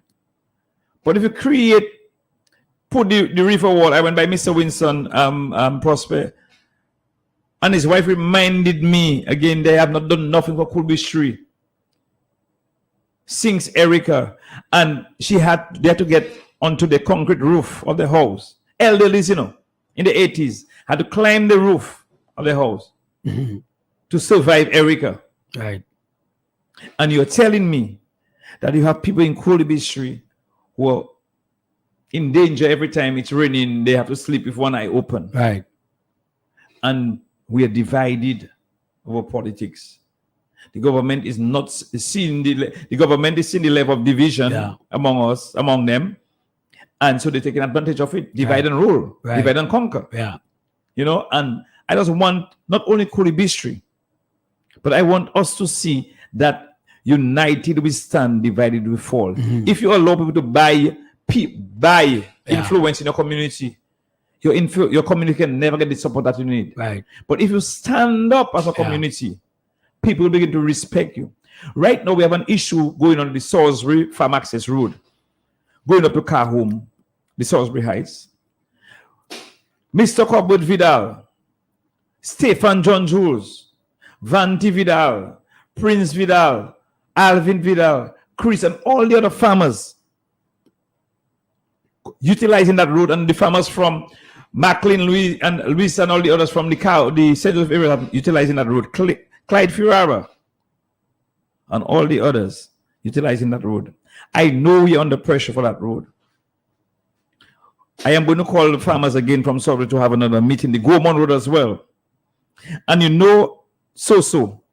I am not going to take this one lightly, because that is our livelihood. When you're talking about the pineapple, all the pineapple is in Salisbury from the pineapple farmer that is Stephen John Jones. That is in the Salisbury Heights it came from. Right. When you see Corbett Vidal is going around setting on his truck, that is from the Salisbury Heights. That's right. When you see all the pumpkin and the ginger and the yam that the Haitians have, that is from the Salisbury Heights. That's correct. That is one of the most productive part of Dominica right now. That is the most used farm access road, but is the most neglected. And I am sending a message tonight, on the workers' voice, to the government. The people of Salisbury have enough. They have enough of this government neglecting them. We have been asking, we have been begging a road. I met Mr. Raffles, one of the Raffles that had the tour. He was in tourism. Yeah. And I met Akel, and I met him somewhere. We were selling the tickets and he passed by. And I said, Mr. Raffles, I remember that face. And he told me, yes, he used to go up the Salisbury Heights Road. Right. On his bus every Thursday. Right. And they used to have bicycles on board. They used to ride the bicycles to go down on the next side. Right. Every Thursday, they used to go for the Salisbury Heights. Yeah. And they'll be going to look at the farming and also the general area, the birds. And they would have sometimes meet the parrots. A coaster bus used to drive up there. People used to go up there in motor cars. Now you need a 4-wheel drive to navigate through the Guti tracks. Right. And if you reach somewhere on the road and someone is coming down, you might have to reverse about half a mile to give them room. That is what our road is right now. And our farmers are still producing. And the government is not. In Parliament, I spoke to the former Minister of Public Works, Cassani Laville. And Cassani was the engineer on that road when it was being repaired in 2016. And he resigned because the contractors wasn't doing a proper job. Right. Right. The Lucian contractors. Right. And the road is in a deplorable condition, especially an area that they call Mon. Right. Mon to put it Makushwi, the hill. And we have been speaking about it. And I just want to say tonight that if the government do not want to address it, the people of Salisbury will address it. They have an issue in Monachet as well, the Monachet Farm Road as well, that they came and do some measurements, Gadakan some time ago. They have not done anything on this as well. There's another concern. That's people's livelihood you're talking about. Yeah. And if you destroy our livelihood, that means you want us dead. That's right. And the people of Salisbury will not allow that to happen. That is our livelihood. That's why we access. That is the only access we have to our livelihood. And you're taking it away from us for the past 23 years. You expect anybody from Salisbury to sit down and just lie down and take it like that? No. We're not preaching violence, but you're saying that the government needs to address our farm access road. Yeah. And we are not only in Salisbury, but I'm speaking tonight on behalf of the people of Salisbury and all the farmers accessing the Salisbury Farm Access Road. All the farmers accessing Fonkoko, Jean, Hojean, Broche, Pidit Makushri, Mon, Car Home. Right. We are sending that plea to the government that we are watching what is going on, but we are not taking it lightly. We don't want handouts. We That's want correct. to work hard for what we deserve. We're going to work hard for it. You never hear people suddenly begging. That's right. And that is what I was raised on. I'm so that you I mean, I work in the area, you know. And you work in the area. So you're from in Kaum as well. Oh, of course I had my own farm, making my And money. you cannot tell me there's some places in Car Home that is abandoned.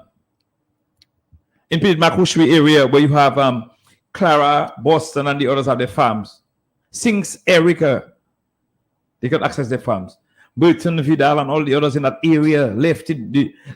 Hazel Vidal.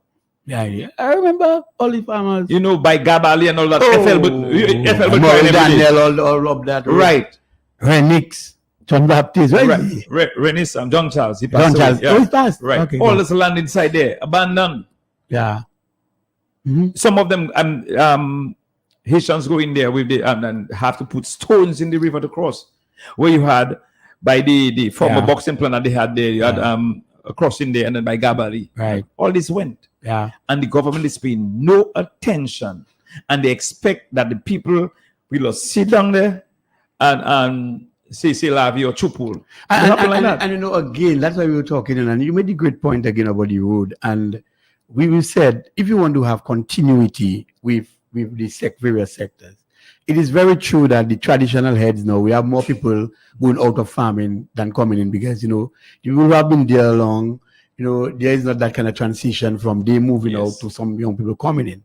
But when you would see that kind of condition that is being faced with respect to agriculture, how could you feel moved to continue in the sector? The roads are bad. You see, if you buy a vehicle, is my vehicle are going to be on that kind of road now? So the government really have to the government has to play its role and to set up serious policies, you know, directed at enhancing agriculture and to complement the sector, so that it sort of kind of put the kind of incentive required, so people, that kind of people that drive to get into agriculture. In fact, as you're talking about Kaum, I know Kaum once upon a time was one of the bread baskets of Dominica, and Kaum comprises farmers from Meru, St. Joseph, Salisbury, as far as you call you Mau, and as far, I mean, those were the days, it's true. But the point is, it could have been better. We could have exactly, and as a resource, it is still there. And so I believe much attention was not given to the agricultural sector. And again, when we talk about deployment of resources and the way you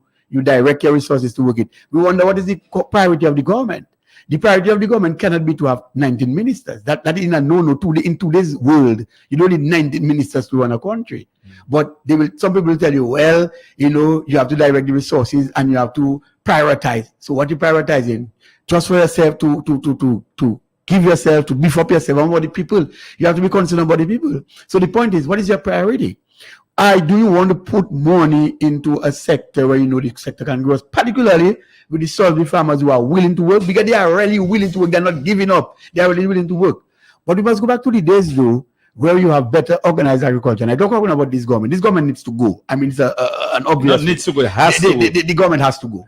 They should be out already. In fact, right now, they should. If they were honorable men and women, they would have just walked away because they cannot do it again. But what I'm saying is that, let's put it this way.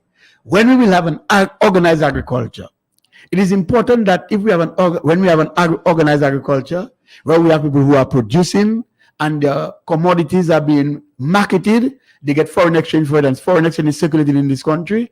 Once again, I'm sure the farmers will be inclined to at least put a cent, or even 1 cent, 2 cents. Don't get me wrong, it will be something reasonable if you work it out, to put in what they call a fund, maybe a levy, so that when disaster strikes, that they can at least use part of the fund. It's a match-up fund. The government use the fund, and we have a match-up fund because farmers would like to contribute to the development. Right. And when we would have organized agriculture, where you have a marketing arm, where you have production, when you have an identified crop of crops, and we have markets for it, and when you know we have a sustained market, and farmers are selling and producing, selling and making money, I'm sure farmers would like to contribute to a fund whereby when they put money in that fund, whenever disaster strikes and the road, let's say, in some problem, they would like to know that their funds are there as a matchup fund with what government going to put to it to restore normalcy to them. And that is the kind of nice days we want to go back to. But as we speak, it is the responsibility of government to ensure that the feeder roads are in good condition.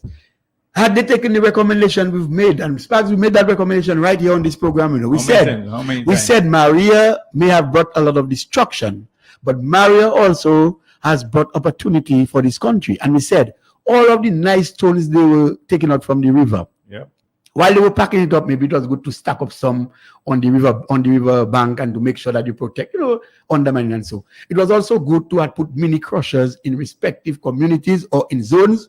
You crush those stones, you contract dumpers to go and dump on the various bad feeder roads.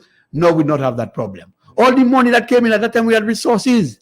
You had Dominica strong dust in the river and the farmers were suffering. Had we extended that energy by using those dumpers to crush stones in those areas where they would not have been in a waste state. Now, the feeder roads would have been much more improved and farmers would have had their quality enhanced, because if you have bad roads, that will affect your quality. And even if you do not see it immediately, when they have to be shipped out of Dominica, you have incremental damage that when the produce reach on the other side, is then you see all the default in the produce because of the bad road. But look another thing that's going to happen so soon.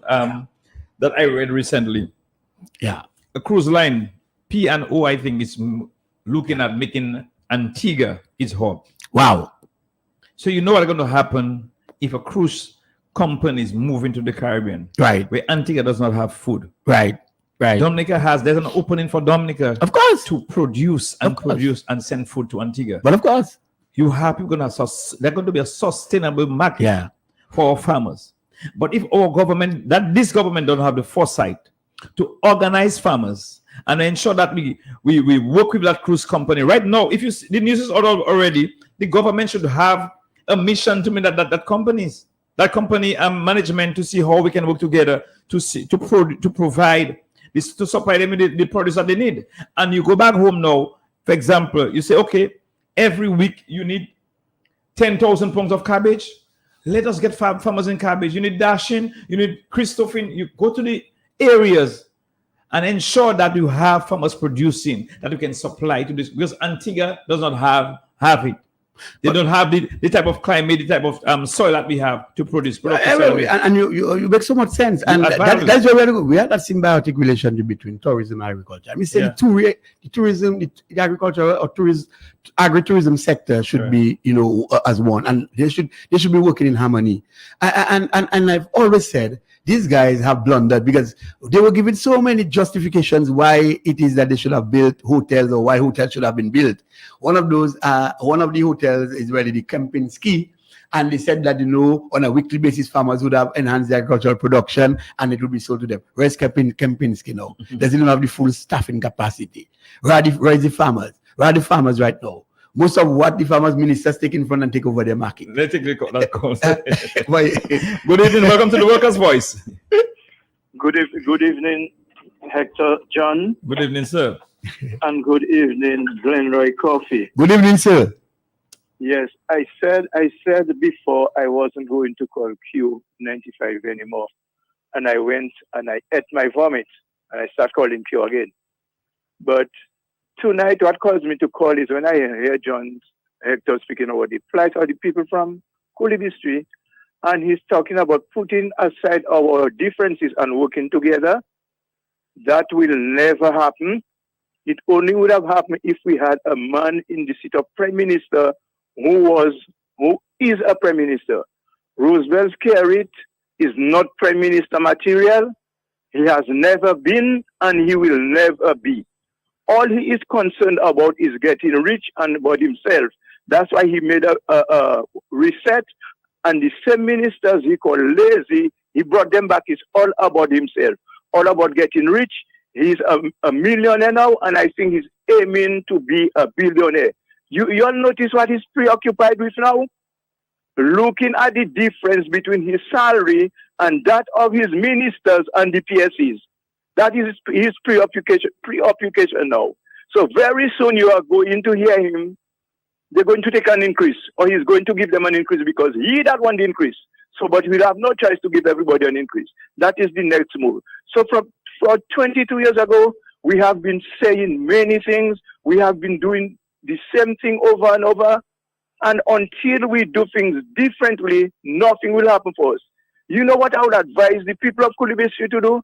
Anywhere of their choice that they know they have government land that is close to them, they just go and they just occupy the land. That is how we have to start doing things now if we want things to work out for us. Anytime we're on the radio, begging and talking, like they say, sticks and stone can break my bones or words can do me no harm. That is Skerrit mantra. So Skerrit don't care about us. He will only care when we start doing things differently. Thank you very much, gentlemen. Yes, thank you very much for calling in. Somebody sent me a message. Listening to you guys, the boat arrived in Antigua today for inaugural home port experience.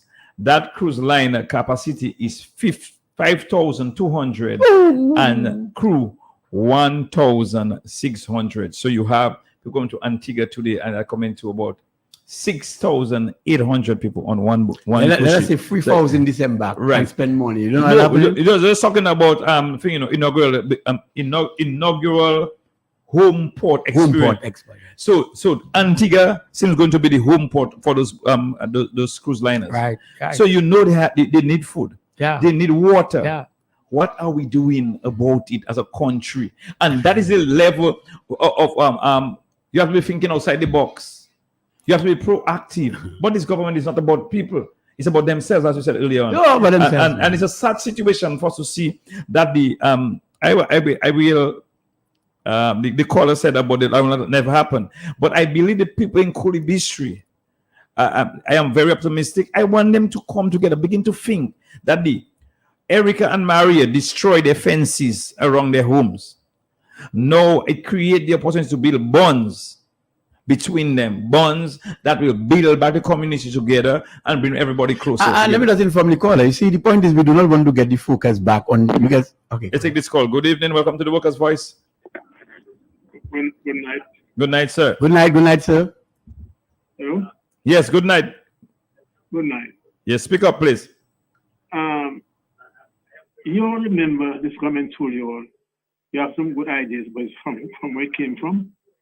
You all seem to believe you all make part of the government. I want to fix the government, tell the government what to do. Our government don't listen to. Don't care about Dominicans. They only care about themselves. So what are you all on the preaching of what they should do? And the things that have been in the air for a long while. All they're concerned about is how much money they can make off the people and to shrink the country. You got Dominica, they're going anywhere under this administration. And what you all are singing there tonight, to me, doesn't make any sense. Doesn't make any sense. Because those people will not listen to you and they will never work with the opposition. They will more destroy the opposition and will think of themselves and even destroy the country to get at you all. So you all don't make any sense. Don't make any sense. While we respect your point, the point is that we are talking to the Dominican people, and so the Dominican people will see for themselves that there's a viable alternative, and that is the United Workers' Party. Enough is enough about that government. We're not even talking about that government. We are telling people what we ought to do for them and to make their life better. And we are saying, and just as the caller earlier on, before this caller, and by the way, caller, I might disagree with you, this last caller. The point is, I respect your opinion, but we are not even talking to this government anymore because we know they will not implement what the things we're saying. We're talking to Dominican people. Satan will not listen to you all. Yeah, okay, good. Thank you. Yes, good. Yeah, we understand that caller. We understand that caller. What we are saying, what we are saying is that we are educating our people. That's right. We are interacting with them. We have to understand that we're not talking about Skerrit. We pass beyond Skerrit right now. Yeah. We beyond the Labour Party. What we want people to understand that the United Workers' Party is thinking in their best interest. We providing viable alternative to develop Dominica. What Satan is doing is trying to destroy the Dominicans, the genuine Dominicans, and bringing foreigners to occupy this country. Satan, don't worry about you. All right, thank you very much, caller. Thank you, sir. But you know, in terms of the reset button, and I just want to say one thing on that, and I'm not even care about a reset because a reset is a waste of time. When you're planning any reset, you're supposed to do proper due diligence into what you're going to do because there must be an objective for a reset. And a reset supposed to entice people, it's supposed to inspire people in terms of a different way. But the interesting thing, the person that initiating the reset is the person that has to be removed, you know, or the person that is not needed there, you know. The biggest problem is the person that I'm set by doing the reset. Well, it hasn't been busy. No, but as we wind down, this is the Workers' Voice in studios with Mr. Glenroy Coffee. He does want to say good evening to all the guys at the webs at Vibes Auto Shop in New York. Just want to say good evening to each and every one of you this evening. Feel the two fields there. I see the lines on people are Marcus and Webster and everybody. Those people listening via Facebook as well. Good evening to you. Yes, we have over 40 people on Facebook, so we have people, and also those listening to us via Q95 FM. I just wanted to thank you for joining us as we discuss. But the raffle, as I said, is tomorrow. Not the raffle, but the sales continue for the raffle. Right. The raffle is on the July 3rd, 2023. You can win Mazda Demio, first prize, second prize, a flat screen TV, and third prize, you can win a rice cooker. Coffee, as we discussed, I mean, very interesting discussion about the different communities. Something that really we need to touch as well before we leave electoral reform. Oh, yeah. That is something that must never get off the front burner. I mean, we have to talk about other issues. Electoral reform. We heard the Prime Minister said that he was having a meeting with Sir Dennis Byron on Monday. We don't know what transpired, but we know the Prime Minister had to have the report in his hand. He has the report in his hand for a while. And he has not, I don't know if he keeping it close to his chest, but he must get off this chest or his chest will burst. Pressure was burst pipe. But that electoral reform issue is something that started by the United Workers' Party in 2005. And we can run away from that. All the efforts, we will welcome everybody who come on board with us and join us in the struggles over the years. But that is an initiative of the United Workers' Party almost 18 years ago.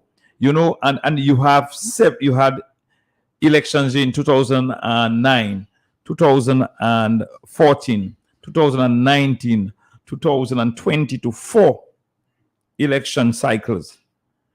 And there was discussion about the reform in 2008 when Tony Asapan stopped it. And people are telling us to wait for the next 5 years. Wait for the next 5 years. When we call election in the next 5 years, we have electoral reform. And Dominicans not seeing that our country is going on. And I will say that again, Coffee, that our religious leaders, some of them are the worst, you know. Our priests, their priests and pastors, Mr. Coffee, I am telling you, I'm a Catholic. And I am very disappointed in some of our priests and pastors who continue to support that level of oppression against our people, you know.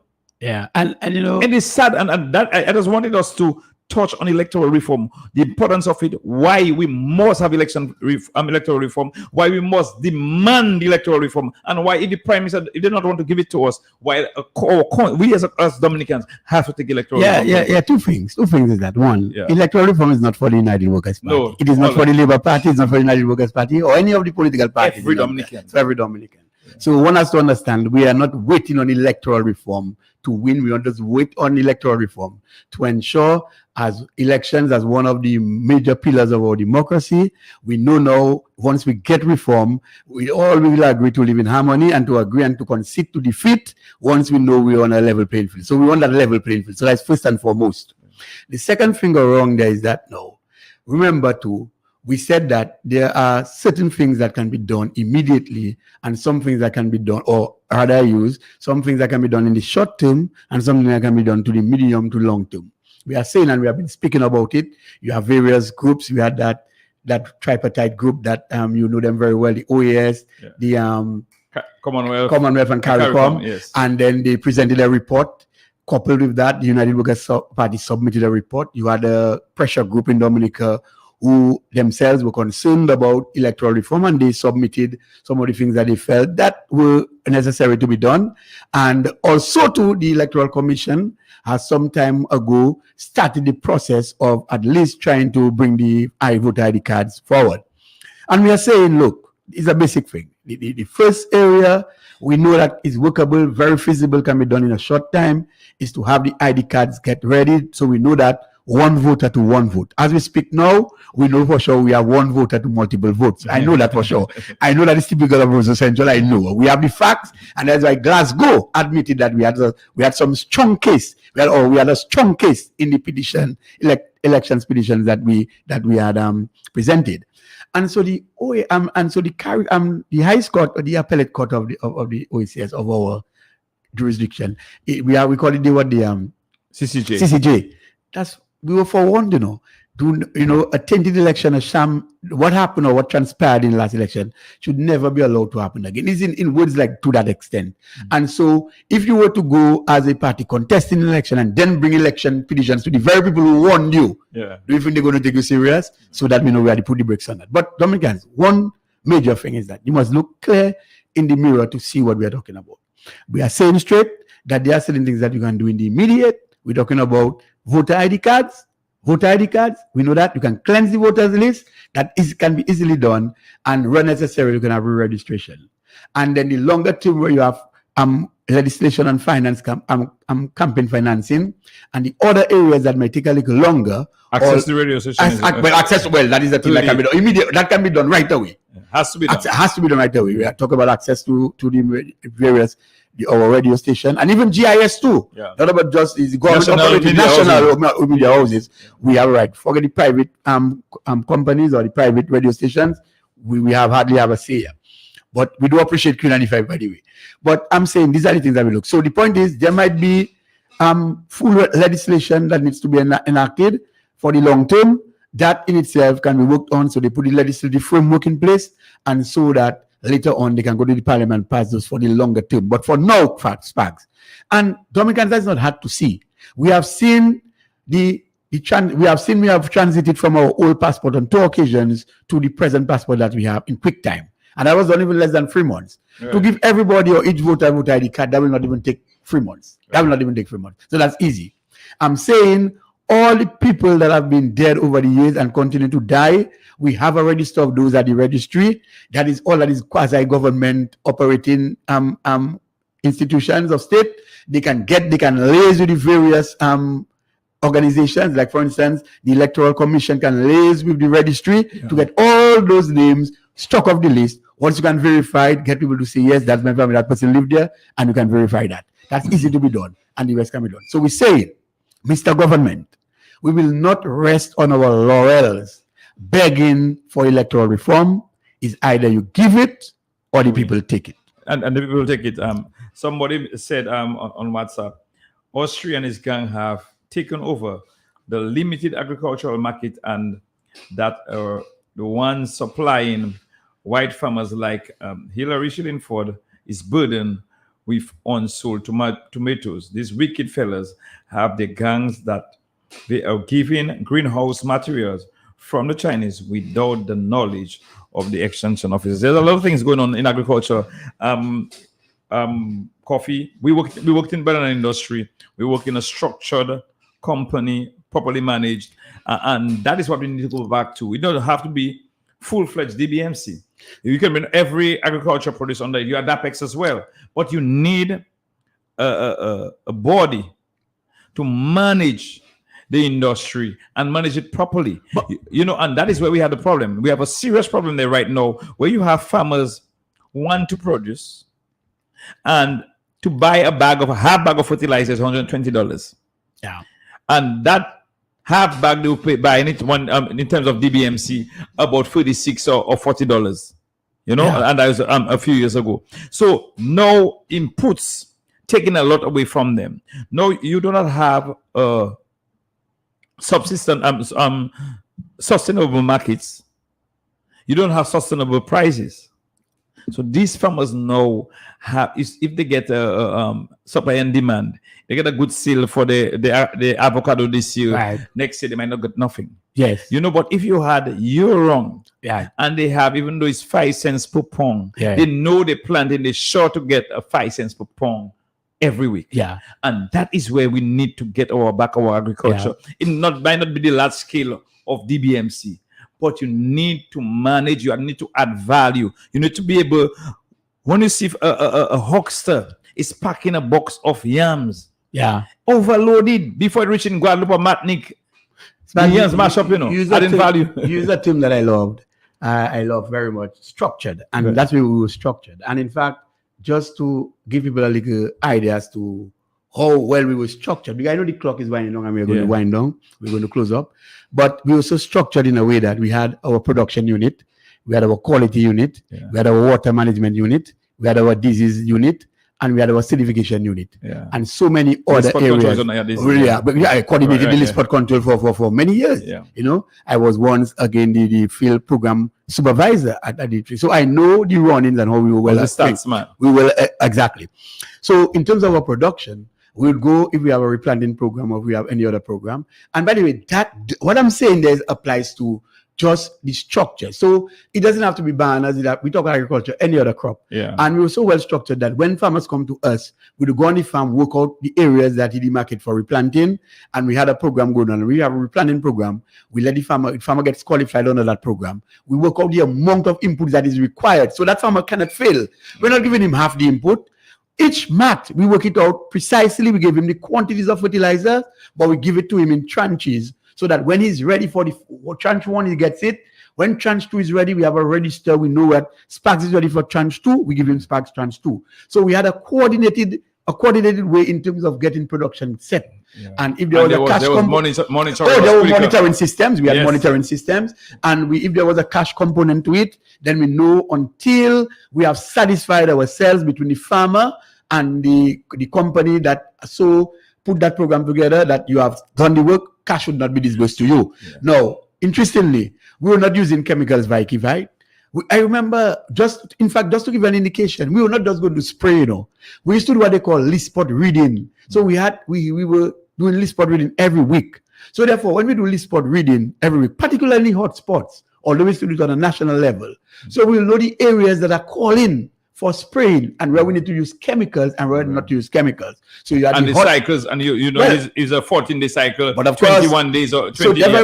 Based on the seasonality of the thing, let's say you have the hot season, you'll have less cycles done because you have, the list spot 5 more in moist conditions. So the point is, that in the rainy season, you have to beef up your cycle, or you close the cycle in cycle, and then in the dry season, you open it. That means you have a bigger gap. So all that was well coordinated. When we used to recommend the use of pesticides, for farmers, we used to do what they call mini diagnostics on the farm. And mini diagnostic would mean that we look at the roots of the plant. We would take sampling of the farmer's plant roots. We take roots. Sometimes we look at it. Sometimes we see physical, the brownish, reddish, brown discoloration. So we'll know that there's an infestation of problem nematodes. That will give an indication. We look at the roots to see if they dry, they rot. So we know that they were infested with nematodes, and we will recommend pesticide accordingly. There were systems. So when we tell farmers they have to use a fungicide with their oil to get rid of that list spot, we know for sure we were guided. We were guided and we were well measured with respect to having the necessary data that would guide us to actually make recommendations. Today we are disorganized. A minister have a bag of fertilizer, calling him and telling him, come and get a bag. What a bag of fertilizer can do for you? So. But I was in Mrs. Philbert, the computer room. They would put a program. They would say, the board of directors would say, okay, we after a storm, we got that amount of fertilizer, whatever, from the government or from international agency. Yes. And they would say, okay, for every acre, a farmer should get maybe 4 bags of fertilizer, carton of Gramazone, guy cord or whatnot, and put that program, put that strip, run it, and then send to the different constituents, the different boxing plan, all districts, all districts. No politician was involved. I was one of the persons you have to call if you had a query. You had to call me. To verify how comes I get that amount. I'll tell you that is your acreage. That is the acreage we have for you. And if you say the acreage is different, we have to go back to the extension officer to verify. I remember we had a program some time ago, and a minister called me during that time. And he said, set up that farm. I said, tell the farmer set up himself first. The help is there, but he has to do the work. It's not about going to minister. It's about doing the work, because at the end of the day, we need results. We need results. You have to be results oriented, and I've always said that. Because interesting, and I'll give you a joke before we close up. After Hurricane Dean struck Dominic on the 18th of August. 2007. Right. Yeah. And therefore, at the time, Mr. Emmanuel was the manager there, the production services manager, and he went on leave, and I was acting in that position. So Mr. Oshie was the general manager at the time. And I remember the Sunday I went on my family, and Mr. Oshie called me out that time. And he told me, well, we have to make a proposal for government for the Monday. Sunday to Monday. I tell him, okay. I went home, I had a shower, I ate my dinner, and I went straight to the office. You know what time I left the office? From 7:30, and Miss Philbert was in that office. We came for 8 to, we said we're going to meet at for 8 o'clock in the night. Remember, we need that proposal for tomorrow morning, which will be Monday the next day for the government. And so that we went to the office for 8 o'clock. We left the office minutes to 4. Minutes to 4 in the morning. Yeah. And then we had to get back to get to work for 8 o'clock. To put that proposal for government to make them know what we're approaching, whether we're going to do rehabilitation, or we're going to do replanting, and take on some new farmers. And from the time we set that program, we never altered the program. You know what was happening? Sometime during that process, some farmers went to the government, you know, the same leader who is the prime minister was there. The man called an emergency cabinet. I think Mr. Oshie told me I have to go to cabinet. I said, what cabinet? What? He said, yeah, we have to come to say something. I thought to say something. What was the complaint? Farmers going to tell those guys that we are not giving them the cash component. Not even calling the office just to verify you want to have a meeting with the. Yeah. I mean, come on. When we said, look, government, irrespective of you putting the money in, what you want is result because you have to look good at the end of the day. Why put money into something and do not get the results? And we said, look, we instituted a management prescription. Rabbi, we said, look, the cash component is going like that. Upon completion of the work, we give you 50% of the money to start because you need to start. Right. But upon completion, you will get the other 50%. So the 50% was withheld just for you to finish so that you can get your money. Farmers can tell the government that we're not giving them the money, but they're not. The culture of some of our farmers, you know, if you give them all the money, they may not likely to continue the work. But if you give them 50%, they will show the work. Even if they will turn their back later, but we know the work is completed, and we can now put that into our forecasting system to know that that is counted for production. They don't understand that this guy is making noise. They call a meeting for that, you know, and talking nonsense. But it's results. We want results. What I care about, we've held the money for a purpose that can bring us results. I don't care about that. And they should not care about that. No wonder all them turn farmers overnight when the World Bank give the money to give out. And they got the big, and the other, you know, they turn farmers overnight, you know, but they get the big end cash, the $10,000, not even the free, the 10.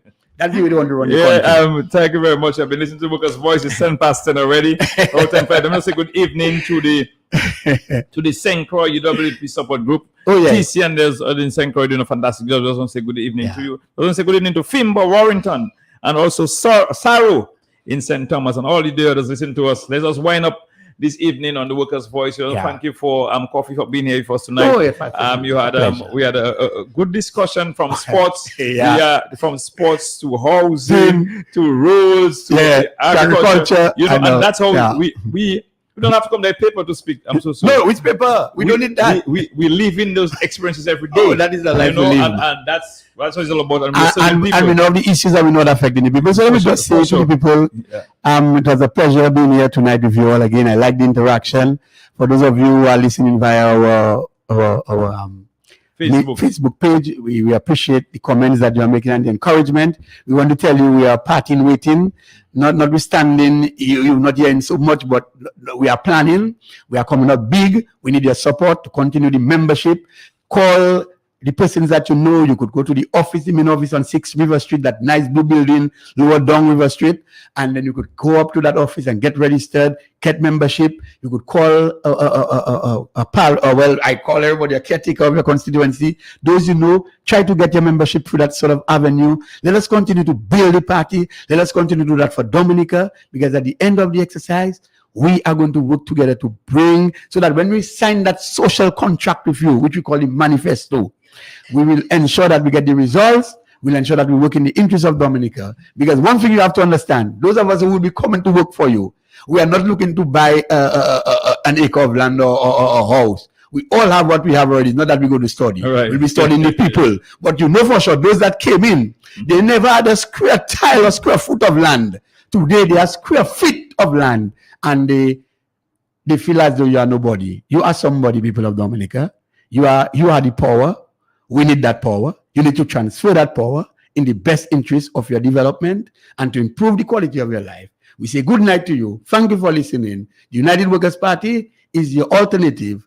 We are ready to govern the affairs of this country. We have a team comprised of good men and women, skilled men and women, trained men and women, and we are ready for each and every Dominican, particularly the young people, to join us to move this country forward. Yes, thank you very much. For that, Mr. Glenn Rice Coffee from the Roseau Central constituency. I'd like to thank everybody for joining us.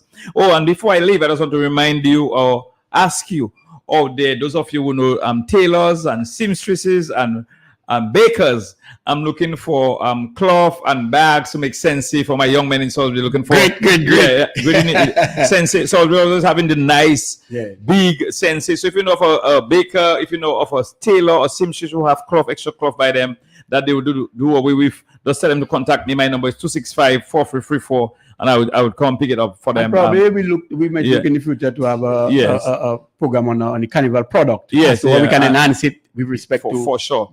Yeah, and the young men in Salisbury, they're making some lovely sensi, and I want to continue assisting them. So anybody that knows a tailor, a seamstress, or a bakery where I can get bags and cloth for them, waistcloth that I can bring for them, I would truly appreciate that. My number is 265-4334. Once again, thank you for joining us on the Workers' Voice. I want to wish you a wonderful weekend. Stay safe. Join us tomorrow as we sell tickets in front of the Prevo Cinema from 8 a.m. for your tickets for your Mazda Dem. You're just only $5. God bless you. Have a wonderful weekend.